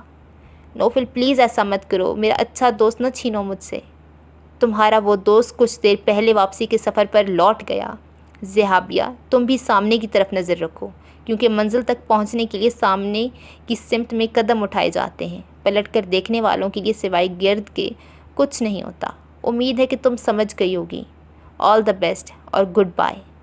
اپنے انا پرور لہجے میں وہ بولتا سارے دروازے بند کر کے چلا آیا تھا۔ نیکسٹ، ایک بار پھر وہی دوراہے اس کی زندگی میں آ گیا تھا جہاں اسے ہما کی معیت میں آ کر پہلے بھی رکنا پڑا تھا، مگر اب اسے خود کو سنبھالنے کا ہنر آ گیا تھا۔ اماں اس کے فیصلے کے تغیر پر سخت حیران اور شاداں تھی۔ اس نے اپنے ایک جملے "جہاں آپ کا دل چاہے رشتہ طے کر دیں" کے عوض ان کی آنکھوں میں اتنے ستارے دیکھے تھے کہ اپنی زیاں کا احساس کچھ کم ہوا چلا تھا۔ اس نے خود کو ٹٹولا تو احساس ہوا کہ بظاہر اعتماد کے ساتھ مردوں کے شانہ بشانہ چلنے والی لڑکیاں اسے بہت پسند تھیں، جو بولڈ ہوں اور سوسائٹی میں موو کر سکیں، مگر در حقیقت اس کے اندر روایتی مرد کی وہی توقعات پنپ رہی تھیں جنہیں ورکنگ ویمن کے لیے پورا کرنا مشکل تھا۔ یہی وجہ تھی کہ جب بھی ذہابیہ اپنے بزنس کی باتیں کرتی، اسے اپنے گھر کا خیال آتا جہاں شام کو جا کر ذہابیہ کی مسکراہٹ پر استقبال کے خواب آپ ہی آپ اسے اپنا اسیر کر گئے تھے۔ اماں بیگم نے ٹھیک ہی کہا تھا کہ اس کے لیے گھریلو لڑکی ہی ٹھیک تھی، کیونکہ شمع محفل کو چراغ خانہ بنانے کی کوشش میں وہ اسے کھو بھی سکتا تھا۔ گو پایا تو اسے اب بھی نہ تھا، البتہ ایک دوسرے سے نفرت و اختلافات کی جنگ بھی نہیں لڑی تھی۔ اسے احساس تھا کہ ذہابیہ کی نظر میں اپنے خواب بہت اہم ہیں، جب بھی بقول اس کے وہ اپنے منگیتر کو بھی ٹائم نہیں دے پاتی تھی، جس سے اسے محبت بھی تھی۔ پھر بھلا نوفل کی کہاں جگہ تھی اس کی زندگی میں، اس کے دل میں؟ اماں بیگم کو فیصلے کا اختیار دے کر ایک بار پھر خود میں مگن ہو گیا۔ اس بار بھی ذکی ہی اس کے لیے جذباتی سہارا بنا تھا، جس کا اشارتاً کی گئی تنبیہوں کو بھی اس نے کبھی درخواطانہ جانا تھا۔ تو گویا ذہابیہ ولید کے نام کا یہ باب بھی بند ہو گیا۔ ذکی نے تمام سوالات سن کر گہرے لہجے میں پوچھا اور سیڑھیاں چڑھ کر چائے کی ٹرے اٹھاتی اوپر آتی علیزہ آخری اسٹیپ پر رک گئی۔ نوفل نے سر اس بات میں ہلایا۔ اور اب آگے کا کیا ہوگا؟ کیا تم اپنے گھر والوں کی پسند کردہ لڑکی کو دل سے اپنا لو گے؟ بھول جاؤ گے اپنی پچھلی خواہشوں کو؟ ذکی کا استفسار کڑوا تھا۔ علیزہ کا دم دم گوش بر آواز ہو گیا۔ میں نے ہمیشہ آگے بڑھنا سیکھا ہے ذکی، تم اچھی طرح جانتے ہو۔ پیچھے مڑ کر دیکھنا مجھے اچھا نہیں لگتا، مگر زندگی میں ماضی کی بہت اہمیت ہوتی ہے نوفل۔ ذکی نے اسے ٹٹولا۔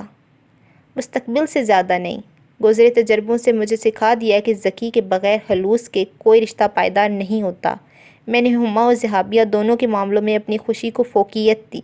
ہما کو اپنا کر چھوڑنے اور ذہابیہ کے ساتھ بظاہر دوستی کی آڑ میں دلی توقعات وابستہ کرنے کی حماقت نے مجھے سکھا دیا ہے کہ جذبے سب سے اہم ہوتے ہیں۔ میں نے خود کو اس امر کے لیے تیار کر لیا کہ رشتے کو پورے خلوص سے سنبھالنے کی ذمہ داری اب میں اٹھا سکتا ہوں، جب بھی اماں بیگم کو اپنے بارے میں فیصلہ کرنے کا اختیار دے ڈالا ہے۔ ذکی کے جواب میں وہ مضبوط لہجے میں کہہ رہا تھا، کئی راتوں کی سوچ کا واضح عکس تھا اس کی گفتگو میں۔ تھینک گاڈ تم یہ نکتہ سمجھ گئے، گو دیر سے سمجھے مگر ابھی بھی ضائع وقت نہیں ہوا۔ میرا خیال ہے کہ ہمارے والدین ہمیں ہم سے بہتر جانتے ہیں۔ امید ہے آنٹی جس لڑکی کا انتخاب کریں وہ تمہارے مزاج اور سوچ کے لحاظ سے مناسب بھی ہوگی، اور یہی میری دعا ہے میرے یار۔ ذکی بڑے خلوص سے ہنستے ہوئے بولا تو ماحول کا بوجھل پن قدرے کم ہو گیا۔ اس لمحے علیزہ نے دستک دی۔ چائے؟ دروازے کی اوٹ سے آواز دیتے ہوئے اس نے نوفل کو اپنی آمد سے گویا مطلع کیا۔ اس وقت نیچے زونی اپنی دوست کی منگنی میں جانے کے لیے تیار کھڑی اس کی منتظر تھی، جس نوفل حسب عادت دور ہی سے چائے کا آرڈر پاس کر کے اوپر آ گیا تھا۔ وہ اس وقت بالکل تیار تھی، مگر انکار کی مجال نہ تھی، لہٰذا اپنی تمام تیاری سمیت اوپر آتے ہوئے وہ جس قدر تذبذب کا شکار تھی، ان دونوں کی گفتگو سن کر دل جانے کیوں مسرور ہو گیا تھا۔ نوفل نے اٹھ کر دروازہ کھولا تو سامنے اسے کھڑا دیکھ کر چند ثانیوں کے لیے اس کی نگاہیں ٹھہر گئی تھیں۔ فرینچ جارجٹ کے بلیک تنگ پاجامے اور انگرکھے میں سلور چھوٹی چھوٹی جھمکیاں کانوں میں ڈالے وہ سیدھی دل میں اتر جانے کی حد تک اچھی لگ رہی تھی۔ اس پر ڈھیلی سی چٹیاں اور ہلکا سا میک اپ اور بھی بھلا معلوم ہو رہا تھا۔ ٹرے اس کے ہاتھوں میں تھماتے ہوئے اس کی کلائیوں میں سجی سیاہ کانچ کی چوڑیاں بجیں تو وہ یکدم پلٹ گیا۔ وہ بھی نیچے چلی آئی، البتہ ان نظروں کا ایک لمحے کے لیے مرتکز ہو جانا اسے ڈسٹرب کرتا رہا۔ نیکسٹ، ادھر رمضان کا چاند بھی نظر آ گیا، مگر اماں بیگم کی نظر انتخاب کہاں جا کر ٹکی ہیں اس سے ہنوز خبر نہ ملی تھی۔ خود اسے بھی کوئی خاص پرواہ نہ تھی، البتہ جب اماں بیگم اسے اور عاقل کو بلا کر ایلیزا کے لیے سمت کا پرپوزل ان کے سامنے رکھا، نیز یہ بھی بتا دیا کہ آغا جی اس کے لیے راضی ہیں کیونکہ وہ اپنے خاندان کا لڑکا ہے، تو نوفل بے اختیار ہی انکار کر اٹھا۔ انہیں منع کر دے اماں بیگم، بغیر کسی جواز کے وہ فیصلہ سنا رہا تھا۔ مگر کیوں بیٹا؟ اماں بیگم اور عاقل بھائی نے تعجب سے اس پر سوالیہ نظریں جمائیں۔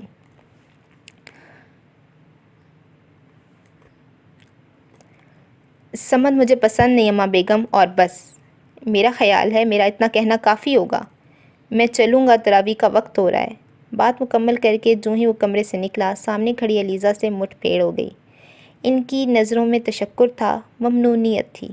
واقعی کہاں وہ نازک کلیوں جیسی لڑکی اور کہاں قومی ہیکل سمد۔ کوئی جوڑ نہ تھا۔ بس ایک لمحے کے لیے وہ اس کے پاس رکا تھا، پھر جانے کیا سوچ کر مسکراتا ہوا مرکزی دروازے کی طرف بڑھ گیا۔ اس ایک لمحے میں کچھ ہوا تھا، وہ جیسے اپنی جگہ سے ہل گئی تھی، یکدم جیسے ڈھیر ساری پھولوں کی نرم و نازک پتیاں اس پر ڈالی گئی تھیں۔ خوشبو اور نزاکت کا احساس سرمستی بن کر جھلکا تھا۔ حد ہو گئی ہے، مجھے تو اس لڑکی کی سر کی سمجھ نہیں آتی، نہ پیر کی۔ جب دیکھو الٹے سیدھے فیصلے سناتا رہتا ہے۔ اب بلا سمجھ میں کیا برائی نظر آئی ہے اسے؟ اس کے جاتی اماں بیگم بڑبڑا رہی تھی۔ عاقل ماں کی بات سن کر ہنس دیے۔ بھائی کی تیور کچھ اصل معاملے کا پتہ دے گئے تھے۔ اسے سمت پسند نہیں اماں، گویا کہ وہ ایلیزا کے لیے کسی اور طرح کا شریک سفر چاہتا ہے۔ لو بھلا، اب کیا کوئی کاف سے کوئی گلفام آئے گا؟ وہ چیخیں۔ اتنی دور سے بلانے کی کیا ضرورت ہے؟ اپنا نوفل کسی سے کم تو نہیں؟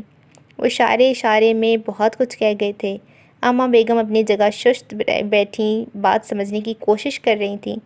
بیٹے کا کایا پلٹ حیران کن تھیں۔ مگر پہلے تو وہ انکار کر چکا تھا، اسے تو گھریلو لڑکیاں پسند ہی نہیں۔ اماں اب تک ماضی کے حوالے سے سوچ رہی تھیں۔ عاقل کے لبوں پر گہری مسکراہٹ پھیل گئی، مگر اب ان حضرات کو عقل آ گئی ہے، لوٹ کر بدو گھر کو ہی آئے۔ آپ نے محسوس نہیں کیا کہ ایلیزا کے رشتے کا سن کر کس قدر بے چین ہو گیا تھا؟ مگر بہت بھرم والا ہے، خود سے نہیں کہے گا، آپ جانتی ہیں۔ بہتر یہ ہے کہ آپ اس کے دیے گئے فیصلے کے حق کا فائدہ اٹھائیں۔ وہ ماں کو سمجھا رہے تھے۔ اے بیٹا، تمہارا تجزیہ ٹھیک ہے نا؟ کہیں بچی کی زندگی خدا نہ خواستہ روگ نہ لگ جائے۔ اماں متفکر تھیں۔ روگ تو ان موصوف کو لگ گیا ہے۔ وہ دھیرے سے ہنستے ہوئے بڑبڑائے اور پھر اماں کو یقین دلا کر کمرے سے اٹھائے۔ اندھا کیا چاہے دو آنکھیں۔ اماں کی تو مراد بھر آئی۔ در حقیقت مراد تو ایلیزا اور نوفل کی بھی بھر آئی تھی، لہٰذا آغا جی نے بات طے کر دی۔ ذوالفشاں اور آسماں نے تو سنا تو دوڑی چلی آئیں۔ کیسی خوشی کی خبر تھی! اماں بیگم کے خواب پورے ہونے کی گھڑیاں آ گئی تھیں۔ رمضان کا آخری اشرا باتوں کی انتہا کا ہوتا ہے۔ وہ بھی دل سے دعا گو تھی کہ آئندہ آنے والے دن ان کی خوشی کی پیامبر ہوں۔ نوفل ہما کی بد دعا کے گرہن سے ذہابیہ کو کھو کر آزاد ہو گیا تھا، سو وہ بہت خوش تھی۔ کبھی سوچا نہ تھا کہ زندگی میں ایسے لمحے بھی آئیں گے جب خوشی کا مفہوم پورا اسرار رموز سمیت اس پر آشکار ہوگا۔ رمضان کی برکتوں والے دن اسی سرور میں گزر گئے تھے۔ اس نے اب نوفل کا سامنا کرنا خاصا کم کر دیا تھا، مگر جب بھی اس سے ٹکراؤ ہوتا اس کی آنکھوں سے جھلکتے جذبے سے سرشار کر دیتے، اور یہ وہم کہ بقول شاعر اپنے اپنے بے وفاؤں نے ہمیں یکجا کیا، ورنہ تو میرا نہ تھا اور میں تیرا نہ تھا۔ آپ ہی آپ یقین کے رنگوں میں گم ہو جاتا۔ آخری اشرا بڑی مصروفیت سے گزرا، اور جب چاند رافت کی فسوں خیز گھڑیاں آئیں، اس کا سر بے اختیار سجدہ شکر میں جھک گیا۔ سونی اسی لمحے ذوالفشاں اور آسماں کی آمد کا اعلان کرتی چوڑیاں پہننے کے لیے اسے لینے آئی تھی۔ اس نے جلدی سے خوشی کے آنسو صاف کیے اور چاند کی مبارک دی۔ لو، تم تو رونے لگیں؟ ارے بھائی، ہم تمہیں کب چھوڑ کر جا رہے تھے؟ آسماں نے اندر آتے ہوئے اس کے آنسو دیکھ لیے تھے، شوخی سے چمکاتے ہوئے بولی تو وہ بھیگی پلکوں سمیت مسکرا دی۔ چلو جلدی کرو، نوفل ہارن پہ ہارن دے رہا تھا۔ زوفی نے بھی اسی لمحے اپنے بیٹے کے ساتھ کمرے میں انٹری دی تو وہ جھجک گئی۔ نوفل کی نظروں کا حصار یاد آ گیا۔ نہیں آپی، میں نہیں جاؤں گی، مجھے آپ ہی چوڑیاں دلا دیجیے گا۔ اس کا گریز نوفل کے باعث تھا۔ اوہ بھائی، یہ تم آخر میں کیوں نخرے کرنے لگی ہو لڑکی؟ ادھر وہ نوفل ہمیں لے کر ہی اس لیے جا رہا ہے کہ اماں بیگم اور آغا جی کی پہنچ سے نکل کر تم سے کھل کر مذاکرات کر سکیں۔ زوفشا نے شور مچا دیا۔ کیسے مذاکرات؟ وہ دھل گئی۔ کشمیر آزاد کرنے کے، لا حول ولا قوت۔ زونی نے جیسے سر پیٹ لیا۔ وہ شرما سی گئی۔ ارے بیٹا، تم لوگ اب تک یہیں ہو، چلو جلدی کرو۔ اماں بیگم اسی اثناء میں آ گئیں تو اس نے جلدی سے کوٹ شوز پیروں میں پھنسا لیے اور آگے بڑھ کر انہیں چاند کی مبارکباد دی۔ خیر مبارک، اللہ ڈھیروں خوشیاں دکھائے۔ فرط محبت سے انہوں نے اس کا ماتھا چوم لیا۔ وہ دھو نہاؤ پوتوں پھلو، اس پر دعا تو وہ بے حد شرما گئیں۔ وہ تینوں بھی ہنس پڑیں۔ کیا مسئلہ ہے بھائی، آخر آپ سب یہاں کیوں رک گئی ہیں؟ نوفل جانے کیسے بھابھی کو بھی ساتھ جانے کے لیے راضی کر کے لے آیا تھا تو خاصا جھنجھلا کر سوال کیا۔ تمہاری ہونے والی نصف بہتر راضی نہیں ہو رہی، ہم کیا کریں؟ آسماں نے جھٹکا تو نوفل نے بے ساختہ نظر گھما کر اس کی طرف دیکھا اور پھر بغیر ایک لفظ کہے آگے بڑھا اور اس کا ہاتھ پکڑ کر کھینچتا ہوا باہر کی جانب چل دیا۔ وہ ارے ارے کرتی رہ گئی، مگر اس نے فرنٹ سیٹ پر اسے بٹھا کر ہی سانس لی۔ ان سب کے سامنے نوفل کی ڈٹھائی پر وہ سرخ ہو گئی تھی۔ وہ سب ہی ہنستی چلی آئیں۔ توبہ ہے، حد کرتے ہیں آپ بھی۔ ماری خفت کے وہ کچھ اور نہ کہہ سکی تو وہ کہکا لگا کر ہنس دیا۔ کم تو محترمہ آپ بھی نہیں ہے، خاصا انتظار کرایا آپ نے، مگر دیکھا میں کیسے سب کے سامنے لے آیا ہوں تمہیں کھینچ کر، اس لیے کہ تم میری ہو۔ اس کے گہرے لہجے پر ایلیزا نے بے ساختہ نظر اٹھائی۔ جواباً اس نے بے ساختہ ٹکراؤ جوڑا، اور میں تمہارا ہوں۔ چاند رات مبارک ہو، اور یہ ساتھ بھی۔ ان چاروں نے کے آنے تک اس کی سرگوشی مکمل ہو گئی تھی۔ چاند رات بھی اس حسین ملاپ پر مسکرانے لگی تھی۔ اوکے جی، تو یہ عید اسپیشل ناول ختم ہو چکا ہے۔ امید کرتی ہوں آپ کو اچھا لگے گا، اور اسی طرح کے مزید مزے کے ناول سننے کے لیے چینل کو سبسکرائب کر لیں۔ نیکسٹ ویڈیو ملاقات ہوگی، تب تک کے لیے اللہ حافظ۔